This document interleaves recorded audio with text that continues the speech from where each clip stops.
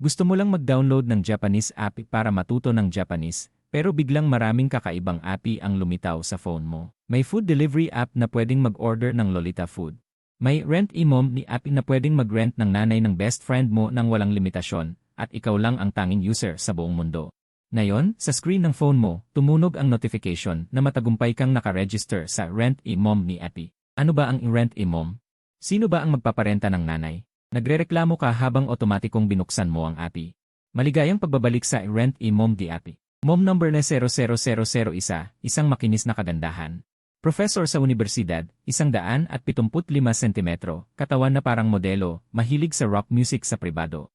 Mahusay sa pagdidisiplina ng mga swale na bata. Mom number na 00002, parang ate sa kapitbahay. Yoga teacher, payat na katawan, napaka-flexible. May sertipiko bilang advanced massage therapist. Ang mga kamay na ito ay makakapagpatulog sa iyo kahit na ikay pilyo. Mom na dominanteng estilo, mom na nagsasarili. Ang iyong daliri ay patuloy na nag-scroll pababa sa screen. Parami ang mga profile card na lumalabas, bawat isa ay may malinaw na litrato ng walang makeup at detalye ng katawan. Mayroon pang detalyadong rating ng mga kasanayan. Nagulat ka nang malaman na ang app na ito ay sobrang kakaiba. Sa iyong puso, gusto mo nang subukan. Kung mag-order ka, ano kaya ang mangyayari? Sila ba ay lilitaw talaga? Lalo kang naging excited habang iniisip. Pero napansin mo na ang app na ito ay walang option para mag-load ng pera. Pagkatapos mag-aral sandali, nalaman mo na. Ang app na ito ay gumagamit ng tinatawag na points. Ibig sabihin, kung may application points ka, pwede kang gumastos. Ilan ba ang points mo? Pumunta ka sa personal profile page. Nakita mo na ikaw ang una at tanging user, at nakatanggap ka ng 1,000 points. Agad kang bumalik sa product page. Ang iba't ibang mga mom na napakaganda ay lumitaw muli sa harap mo. Ngayon, para mag-rent ng isang mom sa loob ng 1 oras. Ilang points ba ang kailangan? 100 points. Hahaha. Napangiti ka ng hindi mapigilan. 100 points lang para sa 1 oras. Ang points na hawak mo ay sapat para mag-rent. Nang sinuman sa loob ng 100 oras. Pumunta ka ulit sa user guide at binasa ng mabuti, dapat serbisyuhan ng Party A ang mga kahilingan ng Party A. Ang anumang kahilingan ng Party A na nasa saklaw ng kasanayan ng Party U ay hindi maaaring tanggihan ng Party A. Kapag nagsimula na ang serbisyo, hindi ito maaaring ihinto sa gitna. Lalo kang nasiyahan habang nagbabasa. Sa iyong isip, nagsimula ka ng mag-isip ng mga sitwasyon para subukan. Lahat ng mga tuntunin ay napakapabor sa iyo. Pero hindi ka naging pabaya. Kaya tiningnan mo kung may mga tuntunin na hindi pabor sa party pagkatapos ng bawat serbisyo, dapat suriin ng party o ang serbisyo ng party. Ang iyong magandang rating o masamang rating ay makakaapekto sa gantimpala o parusa ng party. Kung may anumang hindi ka nasisiyahan o reklamo, ang platform na ito ay magbibigay ng triple na kabayaran. Ang iyong kasiyahan ay mahalaga sa amin. Nang makita mo ito sa mga tuntunin ng app na ito, sobrang nasiyahan ka, talagang nasiyahan. Kaya dapat ko itong subukan, naisip mo. Gayunpaman, hindi ka pa makaka-order ngayon dahil nasa paaralan ka pa. May isang buong araw na klase kang asikasuhin. Isang maputing kamay ang biglang humampas sa iyong mesa. Nagulat ka. Itinaas mo ang iyong ulo at nakita mo ang isang magandang dalaga na nakatingin sa iyo mula sa itaas na parang basura. Siya ang iyong class monitor na si Liu Ruyan. Anong ginagawa mo? Walang galang mong sinabi. Si Liu Ruyan ay galit na tumingin sa iyo. Tingnan mo ang iyong notebook, parang kinagat ng aso.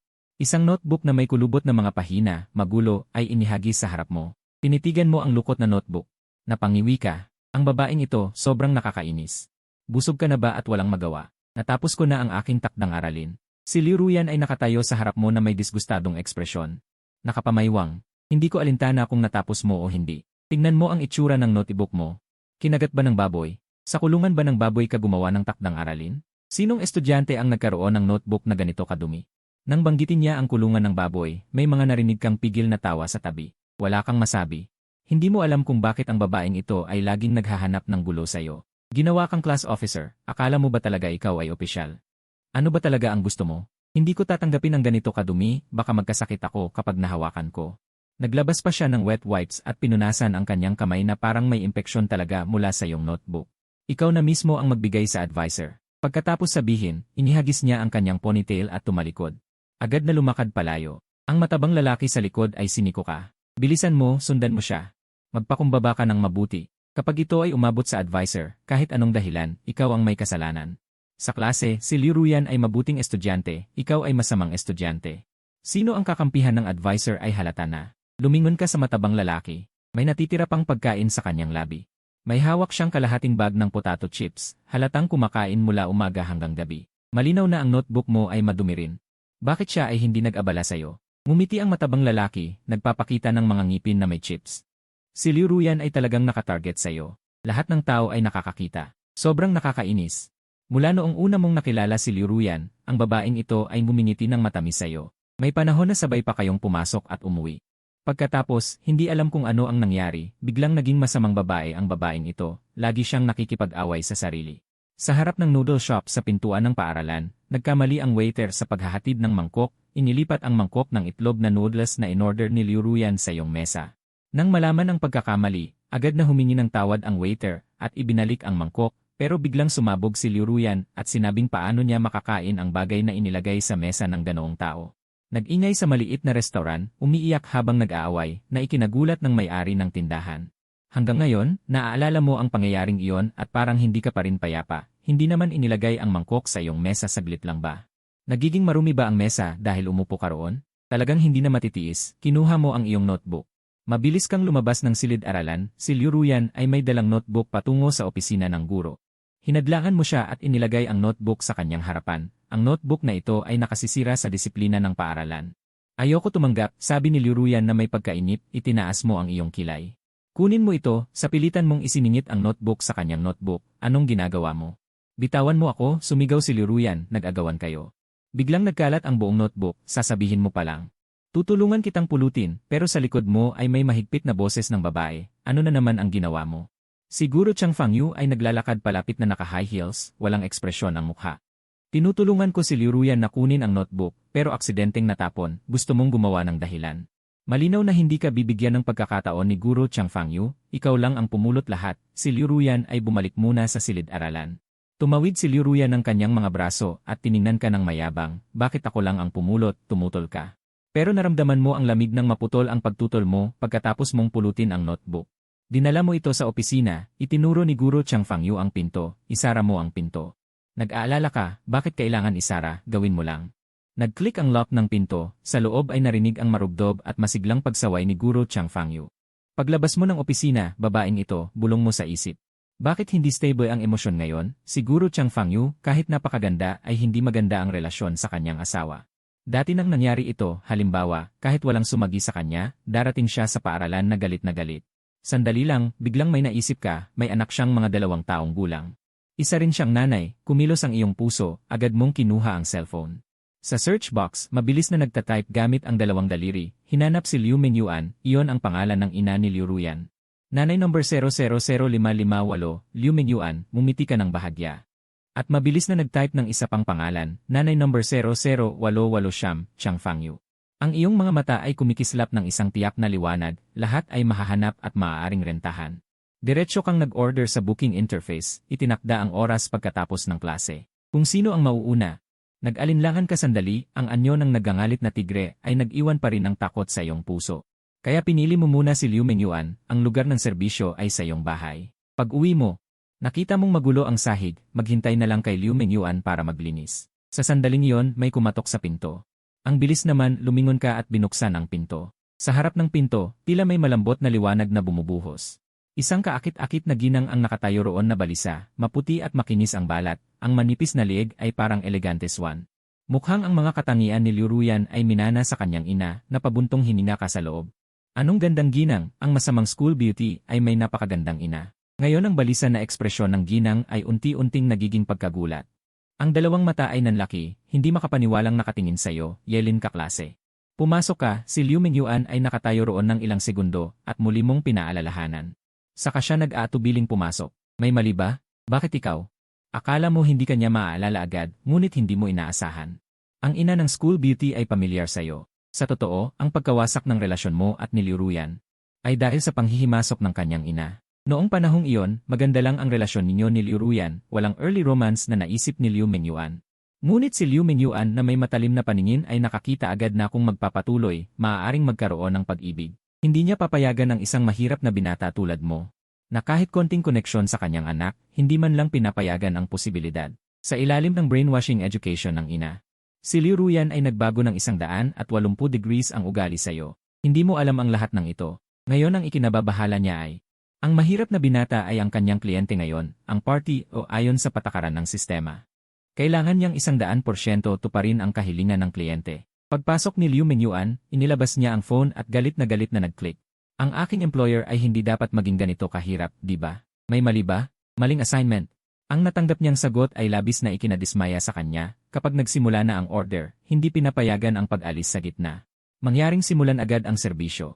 Lumitaw sa screen ang isang timer box, ang pagpasok lang ay hindi sapat. Kailangang tunay na simulan ang serbisyo, at kapag kinilala ng kliyente na nagsimula na ito, saka lang magsisimula ang isang oras. Inaalis nito ang posibilidad ng mapanlinlang na pag-order, pag-aaksaya ng oras sa pagpasok at pagdadaldalan. Pinagmasdan mo siya ng may interes, hindi lang siya may abiso sa kanyang dulo, meron ka ring abiso sa iyong telepono. Sinusunod ba ng partidogi ang iyong utos? Umiti ka kay Liu Mingyuan ng mabait, tita. Paano kung ganito, magpakilala ka muna, bilang isang ina? Anong mga kakayahan ang mayroon ka? Napakatigas ng ekspresyon ng mukha ni Liu Mingyuan. Hilingan siyang magpakilala. Ayaw na niyang magsalita. Minsan ay nakita niya mula sa itaas na sa ibaba ay binibigyan ka ng kanyang anak ng merienda. Pag-uwi ni Liu Ruyan, sinigawan siya ni Liu Mingyuan, paano magiging marangal na babae na kusang? Magbibigay ng pabor sa isang hamak na lalaki, at mag-alay ng serbisyo sa iyong bibig. Hindi niya inaasahan na ngayon siya mismo ang maglilingkod. Napabuntong hininga si Liu Mingyuan, naalala niya ang gantimpala ng misyon, iyon ang dahilan kung bakit siya nagpakababa. At tumakbo para gawin itong part-time na trabaho. Lahat ng mga ina sa lungsod na ito, sa ilalim ng tukso ng malaking benepisyong ibinibigay ng sistema, ay handang gawin ang part-time na ito, ngunit walang iba ang nakatanggap ng order, tanging siya lamang ang nakatanggap. Kaya kung turuan ka ng mga aral sa buhay, kaya kung ituro kung paano igalang ang mga nakatatanda. Sabi ni Liu Mingyuan, turuan ako. Agad mong pinutol ang mga salita ni Liu Mingyuan. Kailangan ko ba ng edukasyon mo? Nagkakamali ka ba? Hindi ito ang iyong sariling bahay. Ikaw ang partido pakiusap ilagay mo sa tamang posisyon ang iyong sarili. Naggalit ang mga ngipin ni Liu Mingyuan. Kung ganon, ano ang gusto mong gawin ko? Walang pakialam mong sinabi, hindi ba sinasabi sa Yi na bawat babae ay may sariling talento? Ipakita mo sa akin. Ang profile page ni Liu Mingyuan ay nagpapakita. Liu Mingyuan, dating probinsyal na artista sa opera, mahusay sa pag-awit, pagsasalita, pag-arte, at paghahagis. Pagkatapos ay naging editor-in-chief ng isang kilalang fashion magazine, ngunit hindi maganda ang pamamahala ng magazine, binili ito ng isang grupo. Hindi ba marunong kang umarte? Iarte mo sa akin ang isang pink na dula. Walang katwiran. Agad na nagtayuan ang mga kilay ni Liu Mingyuan. Ito ay isang insulto para sa isang dating artist, dahil ang pink na dula ay isang mababang uri ng dula noong lumang lipunan, ngayon ay pinagbawalan na, tulad ng 18 hatak at iba pa. Hindi kailanman pumapasok sa entablado, pinakamababa sa pinakamababa. Hindi marunong si Liu Mingyuan ng pink na dula. Kahit marunong siya, hindi siya arte para sa'yo. Karapat-dapat ka ba? Naiintindihan mo ba? Umiti ka ng may pagtawa, wala akong pakialam kung kaya kong pahalagahan o hindi. Ang mahalaga ay kung sapat ba ang iyong serbisyo, at kung nagbibigay ka ng emosyon. Tiningnan ka ni Liu Mingyuan ng may galit, na may mukhang hindi sumusuko. Mukhang hindi mo balak sundin ang utos, sabi mo habang kinuha ang iyong telepono. Handa nang pindutin ang feedback button. Sinusunod ba ng partidogi ang utos? Nang pindutin mo na sana. Si Liu Mingyuan ay biglang naging nerbiyoso, huwag mong pindutin. Medyo nagulat ka. Ganito pala siya kanerbiyoso. Mukhang takot siya na pindutin mo ang buton. Hindi lang pindutin, kundi ikakansela ko ang order. Bilang partido ako ay narito para mag-enjoy ng serbisyo, hindi para magtiis ng inis. Naramdaman mo ang isang pabango, ang iyong kamay ay hinawakan ng isang malambot na bagay. Tiningnan mong mabuti. Hinawakan na ni Liu Mingyuan ang iyong kamay at niyapos sa kanyang dibdib. Sa halip ay naging kawili-wili ito para sa'yo. Gaano ba siya natatakot na ikansela mo ang order? Mukhang napakahalaga ng part-time na ito sa kanya. Kung gayon, arte ka ba o hindi? Arte ako. Kakantahan kita ng bulaklak sa likod ng hardin. Nag-aatubiling tumayo si Liu Mingyuan, inayos ang kanyang itsura. Malapit na siyang magsimulang kumanta, tinawag mo siya, hubarin mo ang quote. Naisip ni Liu Mingyuan na kung hindi niya gagawin, ire-report mo pa rin na hindi siya sumusunod, kaya hinubad niya ang quote. Matapos tanggalin ang windbreaker, nakasuot siya ng manipis na damit na sumisiksik sa kanyang katawan. Talagang katawan ng dating artista. Matagal ng ina pero walang bakas na nanganak. Sinong babae sa edad na ito ang may ganito kapayat na baywang? Kahit na lumalabas ang mga isipang iyon sa iyong isip, nananatili kang tahimik sa panlabas, nakaupo nang nakakross ang binti. At tahimik na nanonood sa pagtatanghal ni Liu Mingyuan. Liu Fanglin Dui Gaoje, Xin Zhuangyan Zai Ben Qincheng. Yin Huning Jiao Zabu Jin, Chu Chuang Han Taik Xiao Xiangying. Si Liu Mingyuan ay nag-umpisang kumanta ng mahina at malambing. Ang kanyang mga daliri ay marahang kumikilos, parang may hawak na bilog na pamaypay, sumasabay sa pagtaas-baba ng tugtog. Unti-unting gumagalaw ang kanyang mga paa, umiindak ang kanyang baywang, ang hindi nakikitang pamaypay minsan ay nakatakip sa mukha. Minsan ay nakaturo, parang gumuguhit ng mga linya sa hangin. Sa kanyang aura at boses, profesional talaga. Hindi mo naman talaga naiintindihan ang ganitong klaseng sinaunang musika, ngunit naisip mo na ang ina ng beauty queen, isang eleganteng ginang na nagtatanghal para lang sa'yo. Ang ganitong pagtrato ay hindi man lang natatanggap ni Liu Ruyan mismo. Simula nang mawalan ng ama si Liu Ruyan, sino pa sa mundo ang makakakuha ng ganitong pagtrato? Naisip mo kung maaari mong i-record ang eksenang ito, tahimik na kinuha ang iyong telepono. Ngunit hindi mo inaasahan na ang yi na ito ay napakamaasikaso, automatiko itong nagsimulang mag-record. Pagkatapos ng ilang sandali, natapos ang awit at tumigil si Liu Mingyuan sa kanyang pagkilos. Nakatingin siya sa iyo na may panunuya, maganda ba ang pagkanta ko? Nasiyahan ka ba? Sa kanyang paningin, hindi ka talaga nakikinig kung saan-saan ka tumingin, minsan naglalaro ng telepono. Hindi mo kayang pahalagahan ang kanyang profesional na pagtatanghal. Ngunit sa susunod na salita, natigilan siya sa kanyang pwesto. Maganda ang pagkanta mo pero tumigil ka na. Pumili ka ng isang awit para magpasaya ng kapaligiran. Ngunit pinili mo ang isang awit ng isang huling hari ng dinastyang Timog, malungkot at mapanglaw, parang sigaw ng multo. Sinasadya mo bang sirain ang kapaligiran? Dahil dyan, lumuhod ka at maglinis ng silid. Namula ang mga mata ni Liu Mingyuan. Nakasuot siya ng mamahaling damit, isang dating artista. Gusto mo siyang paluhurin at kuskusin ang sahig. Hindi siya isang babaeng Hapons. Tinitigan ka ni Liu Mingyuan, parang lalabas ang apoy sa kanyang mga mata. Pero sabi mo, ang tingin niya ay katulad ng tingin ni Liu Ruyan ngayon. Ano, ayaw mo ba? Bahagya mong inilagay ang iyong kamay sa telepono. Nang makita ni Liu Mingyuan ang iyong daliri na pindot, ang lahat ng kanyang inaasahan. Ang lahat ng kanyang pagsisikap ay magiging alabo. Kailangan ko ng pera, kailangan ko ang 2 milyon. Ang boses ay paulit-ulit na umaalingaw-ngaw sa kanyang isipan. Naalala niya noong una siyang nakatanggap ng misyon. Sa oras na yon, ang kanyang puso ay puno ng galak, dahil sa wakas ay nagkaroon siya ng pagkakataong iligtas ang sarili at ang kanyang anak. Kung hindi niya makuha ang pera, tapos na ang lahat. Ang isang ina ay matatag. Biglang itinaas ni Liu Mingyuan ang kanyang ulo. Inalis ang pagmamataas sa kanyang mga mata, tumingin sa'yo. Saan mo gusto kong maglinis? Lumuhod si Liu Mingyuan sa sahig, isa-isang kinuskos ang sahig. Ang kanyang mamahaling damit ay diretsong nakadikit sa lupa. Ang mamahaling tela ay kumakaskas sa magaspang na sahig, dumudugo ang kanyang puso, ngunit hindi iyon mahalaga. Ang mahalaga ay matapos ang misyon ng mabilis at hindi makatanggap ng masamang rating mula sa batang iyon. Buong atensyon niyang kinuskos ang sahig ng pira-piraso. Gumagapang siya sa sahig. Kung i-fast forward mo ang na-record na video, makikita mo na nakatayo ka sa gitna ng silid. Si Liu Mingyuan ay lumuluhod sa harap mo, gumagapang sa buong silid. Bakit ibinaba ni Liu Mingyuan ang kanyang sarili? At nagboluntaryong gawin ang ganitong uri ng trabaho. Ito ang pinakamahalagang katangian ng yi, kinokontrol nito ang pinakahuling pangangailangan ng bawat babae. At si Liu Mingyuan ay may lihim, ilang taon na siyang bangkarota. Ilang taon na ang nakalipas. Matapos mabigo ang kanyang asawa sa negosyo, tumakas siya kasama ang kanyang kerida, at nahulog ang kanilang kotse sa bangin, nag-iwan ng 3.8 milyon na utang. Ang utang na ito ay lumobo, ngayon ay nasa 10 milyon na. Si Liu Mingyuan ay lumaki sa karangyaan. At isang artista. Pagkatapos pakasalan ang isang mayaman, pinanatili niya ang kanyang pagiging sosyalita. Kahit na gumuho ang lahat pagkatapos mamatay ang kanyang asawa. Ang kanyang pinaglalaban ay ang kanyang reputasyon. Iyon ang dahilan kung bakit labis niyang pinahahalagahan ang pera. Hindi niya papayagan na ang kanyang anak ay maging dukha kahit isang bahagya. Ang tunay na buhay ni Liu Mingyuan ay lubos na walang pag-asa. Sa isang banda, ibinebenta niya ang kanyang natitirang mahahalagang bagay. Sa kabilang banda, nagpupumilit siyang magpakatatag. Habang nag-aalaga ng isang anak na babae, hanggang isang araw, dumating ang yi. Maaaring tulungan siya ng yi na mabayaran ang lahat ng kanyang utang, ngunit ang kondisyon ay kailangan niyang maglingkod sa mga kliyente. Nag-alala si Liu Mingyuan. Hindi niya alam kung ano ang mangyayari pagkatapos maglingkod. Kung gagawin niya talaga ang ganong bagay, paano siya haharap sa kanyang anak at magtuturo ng mabuting asal? Ang bigat ng realidad ay nagdulot sa kanya ng pag-aalinlangan, ngunit pagkatapos ng maraming pagsasaalang-alang, pumayag siya sa kasunduan. Kailangan niyang harapin muna ang kasalukuyang problema. Basta mabayaran ang utang, handa siyang ibigay ang lahat. Ngunit hindi niya inaasahan na ang kliyente ay ikaw.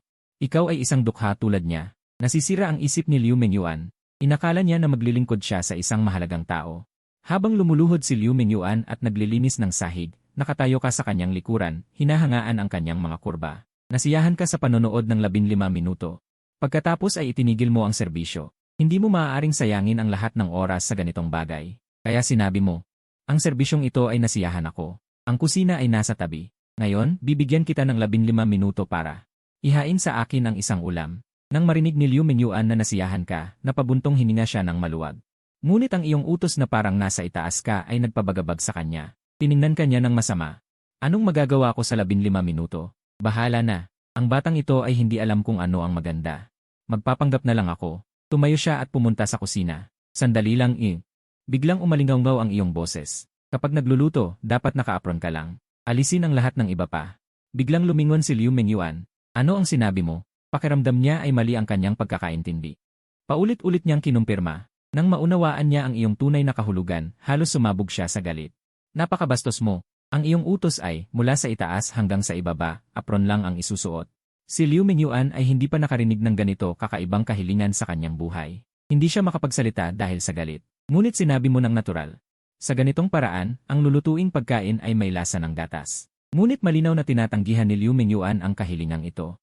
Paano siya nagluluto ng ganito? Kung ganito ang gagawin niya, paano pa siya makakaharap sa ibang tao sa hinaharap? Sa pagtuturo niya sa kanyang anak na babae, hindi ba siya mahihiya bilang isang ina? Ang problema, lalaki ito at kaklase ng kanyang anak.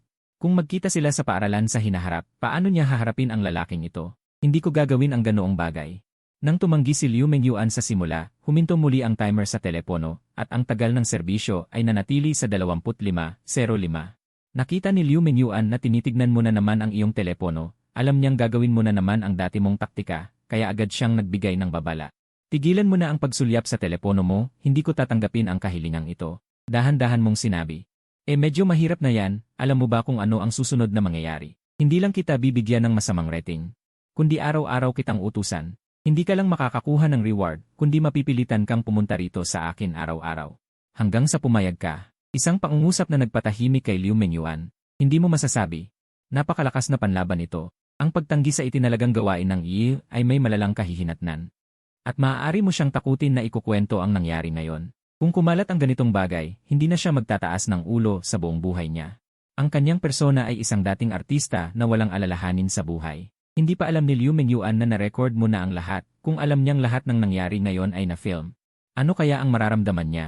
Pwede akong magluto ng mas kaunting damit para sa'yo. Umatras si Liu Mingyuan. Naisip niya, okay lang na magpakita ng braso, bigyan ka lang ng konting kasiyahan. Pero matalas mong tinanggihan. Hindi pwede, ito ang pinapangarap kong eksena. Gusto mong ilabas ang hangganan ni Liu Mingyuan. Tingnan kung hanggang saan siya susunod, at gusto mo ring subukan kung gaano kalakas ang sistema kung makikialam ito. Nagkaroon ng matinding labanan sa loob ni Liu Mingyuan, may isang salpok na nagsasabi, sira na. Ayoko na, aalis na ako. Pero isa pang panggigipit ang pumipigil sa kanya sa pwesto. Naaalala ang mga kakaibang kakayahan na ipinakita ng Yi.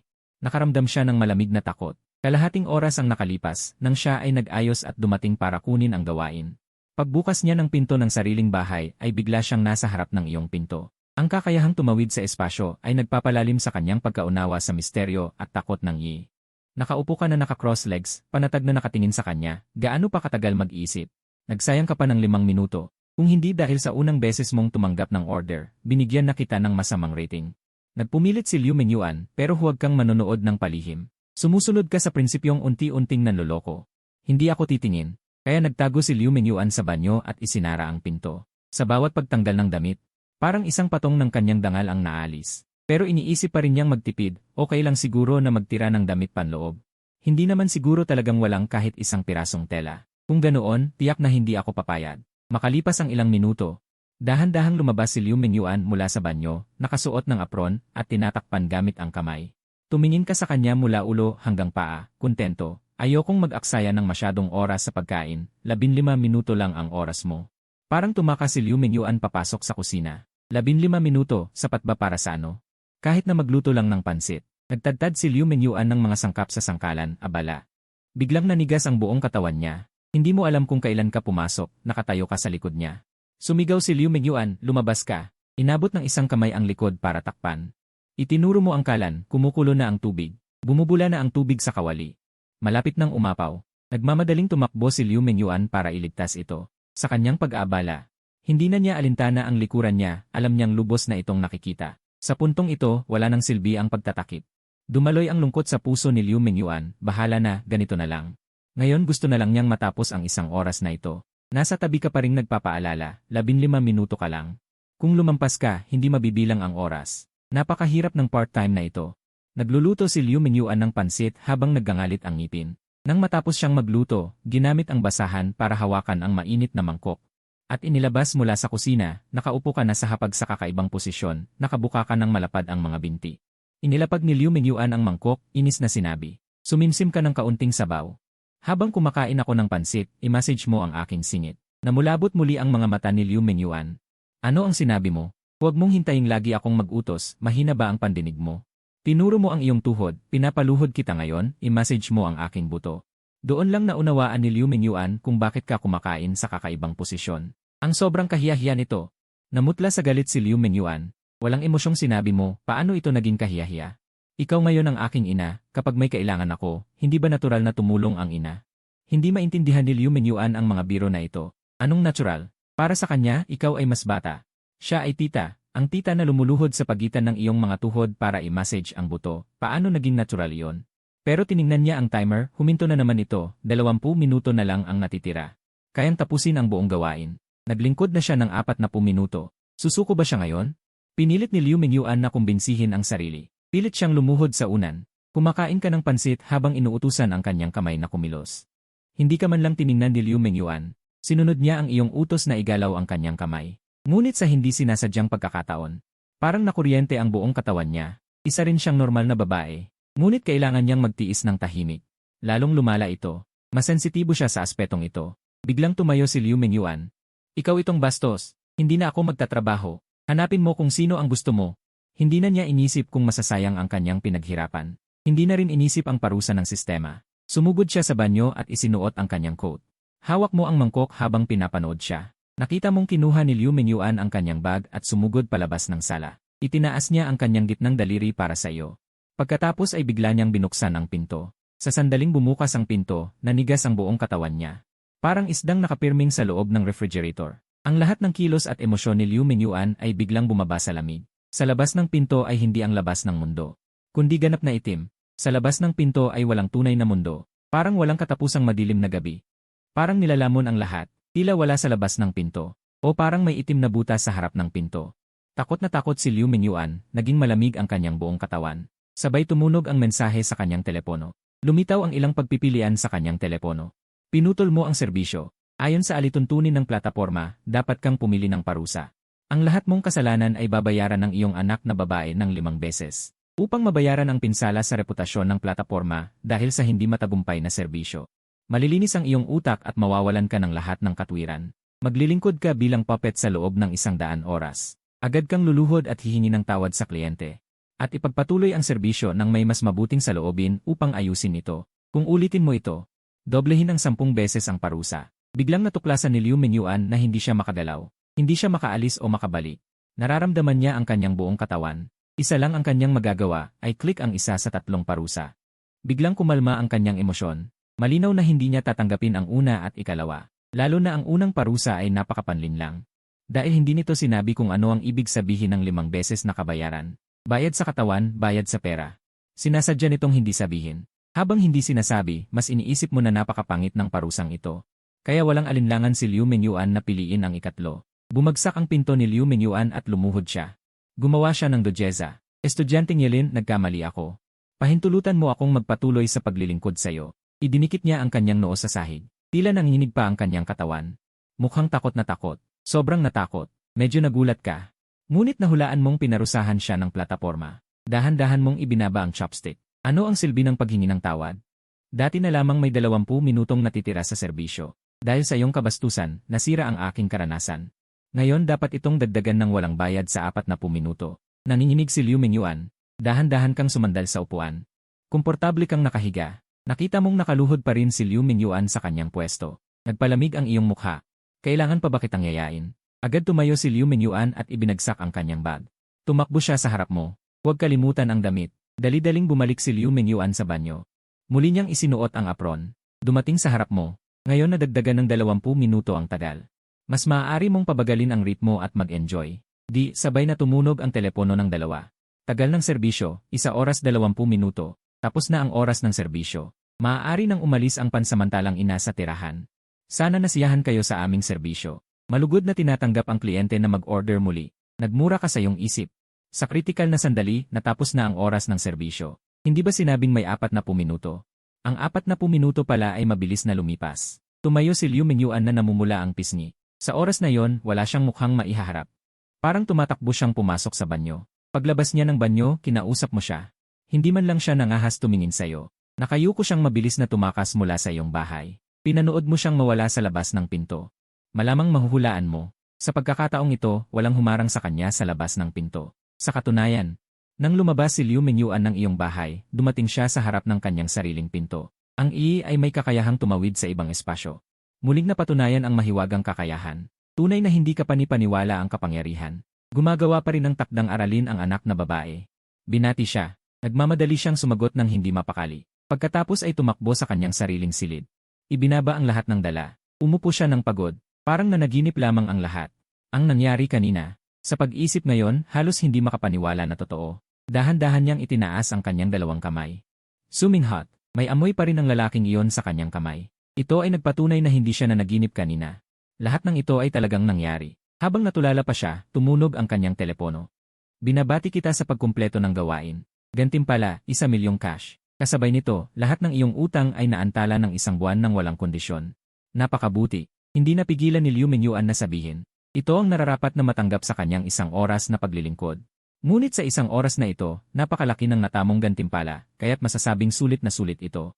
Habang nagagalak si Liu Mingyuan, sunod-sunod na tumunog ang mga mensahe sa kanyang telepono at ang mga sumunod na mensahe ay nagpalamig sa kanyang mukha at nagalit siya ng husto, ang mga puntos na ibawas sa iyong serbisyo. Pagkaantala sa pagpasok ng matagal, kabuang 30% ng oras ay nasa pahinga ang serbisyo. Napakababa ng kahusayan ng serbisyo, bawas isang bituin, may malubhang problema sa pakikitungo sa kliyente. Posibleng magdulot ng pagkadismaya ng kliyente sa platform, bawas isang bituin, may malaking pagkakamali sa antas ng serbisyo. Kasanayang propesyonal, hindi pumili ng paboritong kanta ng kliyente kapag kumanta, hindi aktibo sa pag-aaral habang naglilingkod, hindi sanay ang dalaw. Kahit masarap ang noodles, sa pangkalahatan ay mababa ang marka, bawas isang bituin. Buong puntos ay 5 bituin. Ang marka ng iyong serbisyo, 2 bituin. Natigilan si Liu Mingyuan, kung ang buong puntos ay 100. Ang kanyang serbisyo ay 40 puntos lamang, hindi man lang umabot sa pasar. Makikita sa hanay ng bayad. Mabilis na bumaba ang numero, parusang bawasan ng 100,000, ang kita sa pagkakataong ito ay 300,000. Tumalon si Liu Mingyuan, ang pera ko. Ang 1,000,000 ko. Sa isang iglap ay nabawasan ng 700,000. Pinapanood niya ang kanyang pera na binabawasan.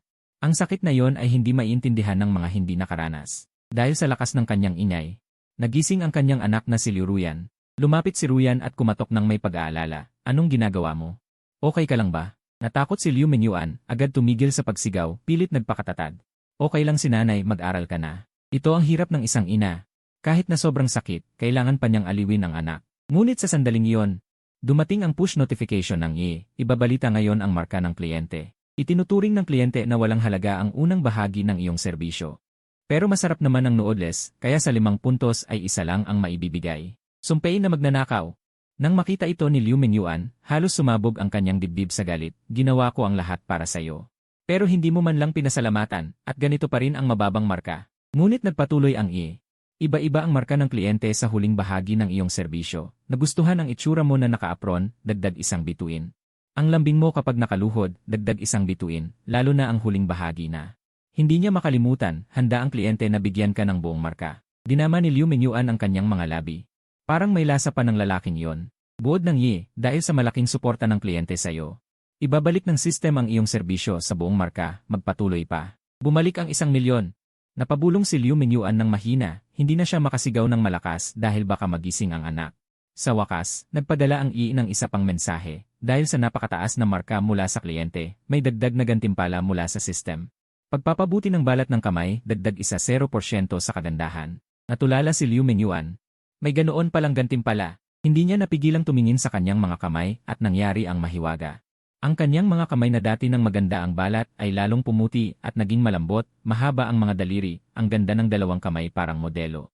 Dali-dali siyang umupo sa harap ng salamin at natuklasan na hindi nagbago ang kanyang mukha, pero kahit saang anggulo tumingin parang mas maganda siya kaysa dati, kaya't nang maupo siya ay namangha siya sa sarili. Sa iyong bahay.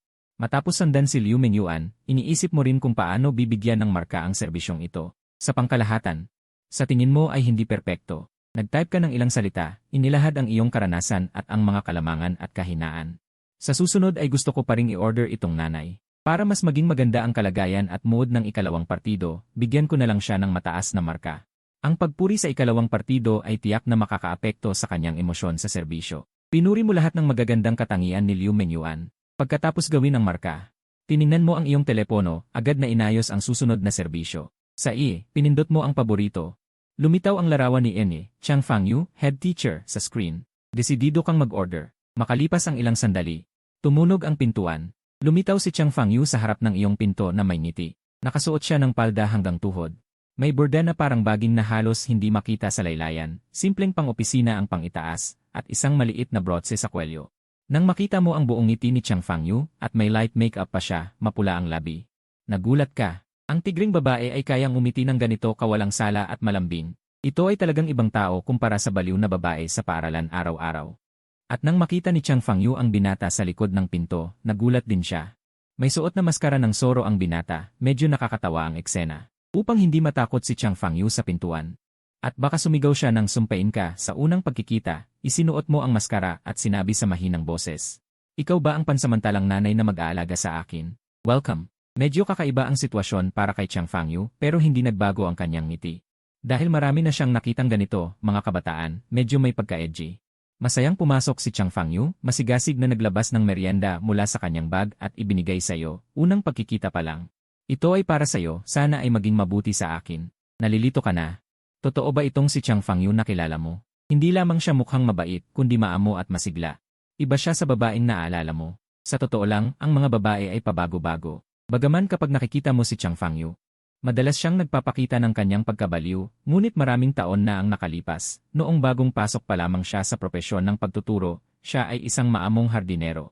Ngunit ang buhay at ang nakakabahalang trabaho ay unti-unting nagpagalit sa kanya. Nang matanggap ni Chang Fangyu ang order mula sa Yi, agad niyang naunawaan na siya ay narito upang maglingkod. Mabilis niyang inayos ang kanyang saloobin, kaya pumasok sila sa silid. Umubo ka ng mahina, hindi ka pa sanay sa kasalukuyang si Chang Fangyu. Pinipigilan mo ang iyong boses at sinabi, bilang isang ina, anong kakayahan ang mayroon ka para maglingkod sa akin? Sa totoo lang, ang aking kakayahan ay sa pagtuturo. Medyo nahihiya si Chang Fangyu dahil ang kanyang kakayahan ay hindi maganda. Sa totoo lang, mayroon din siyang kakayahan na War Stomp at T-or-C Roar, ngunit biglang nagbago ang kanyang sasabihin. Naniniwala ako na hindi mo gusto ang ganitong uri ng serbisyo, tama ba? Tignan na lang natin kung may iba pa akong magagawa para sa'yo. Estudyante, ano ang iyong pangalan? Gutom ka ba? Ngunit kumain ka na at nalinis na rin ang sahig. Hindi mo kailangan ng mga ito. Umiti ka ng mapanlait. Sinabi niya na wala siyang anumang kakayahan, ngunit hindi iyon ang nakasulat sa kanyang profile. Si Chang Fangyu ay may isa pang kakayahan, sapagkat ang kanyang lihim na puso ay naniniwala siya ay isang makata. Iniisip niya na mayroon siyang E-art bacteria, at madalas siyang lihim na sumusulat ng tula sa kanyang maliit na notebook. Matagal mo nang gustong kutyain siya. Ngayon ay maganda na. Pinipigilan mo ang iyong boses at sinabi, binibini. Sinasabi mong wala kang espesyal, ngunit hindi ako sumasang-ayon. Dahil mayroon kang isang espesyal na aura. Ang iyong aura ay banayad at dalisay, para kang isang tula. Masayang sabi ni Chang Fangyu. May kaunting kagalakan sa kanyang puso. Ang employer ay nakakita sa isang sulyap ng kanyang kaluluwang hindi na dumihan ng makamundong bagay. Ang binatang ito ay kanyang karamay. Hindi niya napigilang mahiya. Hindi naman ganoon kagaling ang sinasabi mo. Ako ay isang ordinaryong nasa katanghaliang babae. Sa pinakamataas, ikaw ay isang dalagang may asawa. Nakatanggap siya ng papuri. Ang pakikitungo ni Chang Fangyu sa employer ay naging mas malapit pa. Kaibigan na Zorro, ang iyong katawan at mga galaw. Parang isa sa aking mga estudyante sa klase. Nanigas ang iyong katawan, nahuli ka ni Chang Fangyu. Sa totoo lang, mula nang pumasok si Chang Fangyu, may bahagya siyang pakiramdam na pamilyar ka sa kanya, ngunit hindi talaga siya naghinala na ikaw yon. Sapagkat ito ay isang order mula sa napakagandang Yi. Paano naman ang isang platapormang ganito ang mag-ugnay sa kanya sa isang ordinaryong walang kwentang estudyante? Ang iyong mukha ay may maskara, walang makakakita ng iyong ekspresyon. Malamig kang umungol. Ang iyong kasalukuyang pagkakakilanlan ay espesyal na naglilingkod sa akin. Bakit mo binabanggit ang iba? Ako ay nagkamali, pasensya na. Mabilis na sabi ni Chang Fangyu. Dahan-dahan kang umupo. Binibining Chang, mayroon akong ilang tulad dito. Ngunit lagi akong naghihirap dahil wala akong karamay. Gusto ko sanang humingi ng tulong sa iyo upang magkasama nating suriin ang mga ito, okay ba? Agad na lumiwanag ang mga mata ni Chang Fangyu. Ikaw din ay sumusulat ng tula. Pagkasabi niya, tinakpan niya agad ang kanyang bibig. Dahil ang pagsusulat niya ng tula ay hindi niya kailanman ipinagtapat sa iba. Ayaw niyang ilantad ang kanyang libangan. Ibig kong sabihin, kaibigan na Zorro, ikaw ay sumusulat ng tula. Tunay kang may talento. Bahagya kang umubo, itinaas ang iyong telepono, at nagsimula ng seryosong bumigkas. Unang tula, tulad ng isang inaamag na cake sa ilalim ng matamis na anyo, ay puno ng mga ipis. Dapat magpanggap na umiinom ng tsaa sa hapon. Nang bigkasin mo ang unang linya, nakangiting nakikinig si Chang Fangyu ng mabuti. Ngunit paglabas ng ikalawang linya, nagbago ang kanyang mukha. Pagkatapos ay tuluyan siyang namanhid. Sa huli, natulala na siya. Dahil ito ay malinaw na sarili niyang sinulat. Ito ay isang tulang nagrereklamo sa buhay may asawa. Sa oras na tuluyang nagulo si Chang Fangyu, muli mong kinuha ang telepono. Ikalawang tula. Si Chang Fangyu ay tuluyang na-stress. Putang ina. Ito na naman ang aking tula. Ang paglabas ng bagay na ito para sa kanya ay parang ang kanyang pribadong talaarawan ay nalantad sa araw. Ang kanyang nararamdaman ay hindi na pagpapahalaga. Ipinagpatuloy mo ang pagbigkas. Ikatlong tula. Ang susunod na tula ay ang kalbong ulo ng punong guro ng disiplina. At isa pang tula ay ang labis akong naghahangad na mahalin. Haha, hindi mo na napigilan. At tumawa ng malakas. Sa tawang iyon, ang iyong peking boses ay hindi na makayanan. Si Chang Fangyu ay galit na galit, ang kanyang buhok ay tila sumabog. Sa isang iglap, ang banayad na pansamantalang ina ay biglang naging isang baliw na babaeng malupit. Ang buong guro ay sumabog. Gusto mo bang mamatay? Ang iyong mukha ay may kakaibang ngiti. Dahil nahuli na ako, hindi na ako magiging magalang. Binibining Chang, dumating ka upang maglingkod sa akin. Kaya lumuhod ka na. Galit na sigaw ni Chang Fangyu. Ayaw mo na bang mabuhay? Paano mo nakuha ang aking notebook ng tula? Malamig na malamig ang tingin mo sa kanya. Kung gagamitin mo ang ganoong tingin laban kay Liu Mingyuan, baka matakot siya. Pero walang epekto sa pakikipaglaban kay Chang Fangyu dahil nakaugalian na ni Chang Fangyu ang pag-isip na siya ay hindi natatakot sa masamang estudyanteng ito. Si Chang Fangyu ay sumugod para punitin ang iyong bibig. Nang makitang hindi na kayang takutin, napabuntong hininga ka na lang, pinindot mo ang feedback interface, sumusunod ba ang kabilang partido sa iyong utos? Biglang naramdaman ni Chang Fangyu na nagbago ang paligid, parang nahulog sa ibang espasyo, at ang babaeng nasa harap niya ay biglang nagsalita. Si Mengmeng, nagulat si Chang Fangyu nang makita ang kanyang mahal na anak sa harap niya. Nanay, huwag mo akong iwan, ayaw kitang mawalan. Sumisigaw at umiiyak ang anak, saan ka pupunta? Nag-alala si Chang Fangyu at sumigaw. Nakita niya ang anak na binuhat ng malalaking kamay, at isang tao ang humadlang sa harap, parang isang makapal na ulap na sumasakop sa kanyang buhay. Saan mo dadalhin si Mengmeng? Ang humahadlang ay ang kanyang asawa, na malamig ang mukha na nakatingin sa kanya. Hindi ba gusto mong maghiwalay? Isang desisyon ng korte ang inihagis sa kanya, binuksan at nakita. Ang bata ay ibibigay sa ama, ang ina ay aalis ng wala, ang ina ay mawawala ng karapatan sa pag-aalaga. Bawal kang bumisita sa bata kailanman. Isang saglit, nakita ni Chang Fangyu ang kanyang susunod na buhay. Hindi siya naghiwalay dahil hindi niya matanggap ang ganoong resulta, kaya tiniis niya ang galit at nagpatuloy sa bahay na ito. Hindi naman talaga siya mahal ng lalaki, ginagamit lang siyang libreng tagapaglinis. Nakita niya ang kanyang buhok na parang tuyong damo.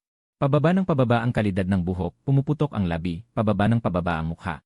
Nag-umpisa ring magbago ang katawan, ang hindi masayang buhay ay nagpapabilis ng pagtanda ng babae. Tumanda siya na parang 1-0 taong mas matanda sa tunay na edad. Hindi rin madali ang pagiging guro, hindi lang araw-araw siyang pinapagalitan ng mga estudyante, dumami pa ang mga pagsusulit para sa mga advisor.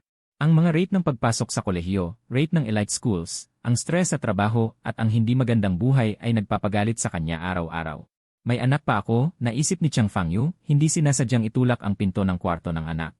Ngunit sa loob ay isang babaeng may hikaw sa ilong, dilaw ang buhok, naka-short skirt na parang gangster, na galit na sumigaw sa kanya. Matandang babae, bakit ka pumasok nang hindi kumakatok? Sino ka? Pagkatapos, naalala niya, ito pala ang kanyang anak, ang napaka-cute at parang anghel na si Mengmeng. Nang lumaki, naging ganito siya. Nasaktan si Chang Fangyu, bakit ka nag-ayos ng ganyan? Wala kang pakialam, walang kwentang matandang babae, ang iyong sariling bigong buhay ay gusto mo pang ipasa sa akin. May karapatan ka bang magturo sa akin? Si Mengmeng ay mariing itinulak siya palabas ng pinto, at nagsimula ang mainit na pagtatalo ng mag-ina. Pareho kayong tumahimik, ang asawa ay sumigaw sa gitna ng kanyang tawag. Nag-away din ang mag-asawa, nag-aaway kayo, nag-aaway, may mga magulang ba kayong ganyan? Talagang pinalad ako sa nakaraang buhay ko, galit na sinabi ni Mengmeng habang kumukuha ng bag at lumalabas. Ayaw na niyang makita ang dalawang ito. Mga magulang na nag-aaway ng mahigit 10 taon. Umalis siya at hindi na bumalik. Makalipas ang ilang araw. Dumating ang balita ng kanyang anak mula sa pulisya. Para bang gumuho ang mundo para kay Chang Fangyu. Nagmamadali siyang pumunta sa ospital na parang nasisiraan ng bait. Nang makita niya ang kanyang anak na maputla at nakahiga sa kama, na may bahid ng dugo na lumalabas sa ilalim ng kumot, muntik nang himatayin si Chang Fangyu. Ang anak ay napunta sa masamang kasintahan at nakaranas ng masamang pangyayari sa labas. Gumuhong ang mundo. Bakit ako ginaganyan ng langit? Parang siksang linsaw, hinawakan niya ang sarili niyang buhok. Bakit hindi maganda ang buhay ko? O langit, sabihin mo sa akin kung bakit. Lumitaw ang isang linya ng teksto sa kanyang harapan. Mayroon kang sariling daan patungo sa kaligayahan, ngunit dapat mong samantalahin ang pagkakataon sa harap mo. Kumurat si Chang Fangyu at bigla niyang natuklasan na bata pa siya. Ang kanyang kamalayan ay bumalik sa mahigit 10 taon na ang nakalipas. Sa oras na ito, wala pang nangyayaring trahedya. Ito ay isang simulator ng buhay, sigaw ni Chang Fangyu. Dati ay naririnig lamang niya ito sa mga nobela, hindi niya inaasahan na mararanasan niya ito ng totoo. Ang mga paligid ay patuloy na nawawala at si Chang Fangyu ay bumalik sa katotohanan. Nasa loob pa rin siya ng iyong bahay. Sa harap niya ay ang kanyang tagapag-empleyo at nasa iyong mga kamay ang dalawang magkaibang buhay na kanyang mapipili. Ang kanyang hinaharap na landas ay nasa iyong mga kamay. Ang iyong magandang marka o masamang marka ang magpapasya sa lahat ng bagay para sa kanya. Sa iyong paningin, pagkatapos ng isang sandali, ang ugali ni Chang Fangyu ay ganap na nagbago. Estudyanteng Yelin, dati mali ang guro. Bigla siyang lumuhod sa harap mo at mahigpit na hinawakan ang iyong kamay. Estudyanteng Yelin, pumayag ako sa kahit ano, bigyan mo lang ako ng magandang marka. Ang hinaharap ng guro ay nasa iyo na. Pakiusap. Sa sandaling iyon, bigla siyang lumuhod sa harap mo. Estudyanteng Yelin, lahat ng kasalanan ay sa guro. Mahigpit na hinawakan ang iyong kamay. Estudyanteng Yelin, pumayag ako sa kahit ano, bigyan mo lang ako ng magandang marka. Ang hinaharap ng guro ay nasa iyo na. Pakiusap. Ginang Chang Fangyu. Tiningnan mo siya ng matalim na mata. Mula noong pumasok ka, 20 minuto na ang lumipas, ngunit wala ka pang nagawang bagay na makapagpapasaya sa akin. Sa ganitong paraan, tiyak na 0 ang marka ko. Dati, siya bilang class advisor ang laging nagbibigay sa iyo ng 0. Hindi inaasahan na ngayon ay baliktad na. Maaari mong bantaan si Chang Fangyu na bibigyan mo siya ng 0 mark. Nakakatuwang isipin iyon. Babaguhin ko ito, pumayag si Chang Fangyu. Ano ang gusto mong gawin ng guro para sa'yo? Utos mo lang, susundin ko. Umiti ka ng malamig. Gusto kong alagaan ako ng guro na parang sanggol. Naloka si Chang Fangyu, puno ng itim na linya ang ulo. Itong masamang estudyante, saan ba siya nakakakuha ng mga kakaiba at hindi maintindihang ideya? Hindi niya maintindihan. Bakit may ganitong kakaibang hilig ang isang lalaking may edad? Ngunit hindi niya alam kung paano gagawin, pero kailangan niyang sumunod. Kailangan na lang niya akong yakapin. Ginawa ni Chang Fangyu ang pagyugyog na parang sanggol, sabay mahinang sabi. Kumakanta siya ng lullaby para sa'yo, matulog ka na, mahal kong sanggol. Marahang hinahaplos ka ng kanyang mga kamay. Gabi na, tahimik, mainit sa kumot. Mahal ka ni nanay, gusto ka ni nanay. Talagang kumanta si Chang Fangyu ng lullaby. Ang kantang ito ay parehong inaawit niya sa kanyang anak na babae. Nakahiga ka sa kanyang kandungan, ang ulo mo ay nasa kanyang hita. Ang nasa paningin mo ay hindi mukha ni Chang Fangyu, kundi isang malaking bagay. Ngayon, ibigay ko na ang ikalawang kahilingan. Dahil sanggol ako ngayon, kailangan kong kumain. Naloka si Chang Fangyu.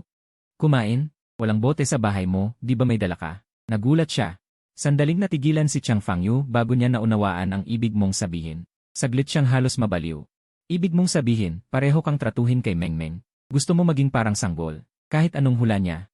Hindi niya akalain na hihingi ka ng ganitong kahilingan. Sobrang walang hiya, ngunit ang galit ay tumagal lamang ng 2 segundo. Kumalma siya. Ang iyong kasiyahan ang magtatakda ng kanyang kapalaran. Nang maalala ni Chang Fangyu ang malungkot na buhay sa simulator, nawala lahat ng kanyang init ng ulo. Medyo matigas ang kanyang kilos. Nag-aalangan siyang sabi, hindi mo naman talaga. Talaga. Sabi mo nang mainipin, bilisan mo. Bawat segundo na gutom ang sanggol. Ay bababa ng 1 puntos ang marka mo. Desidido si Chang Fangyu, kikiki. Umiti ka ng palihim, Yenye, Chang, gusto mo ba ang ginawa ko kanina? Sa pangalan, pinapakain ka ni Chang Fangyu ng baby food, pero sa totoo, ikaw ang nag-alaga sa kanya. Hindi ko gusto. Gulong-gulo si Chang Fangyu, gustong umalis agad.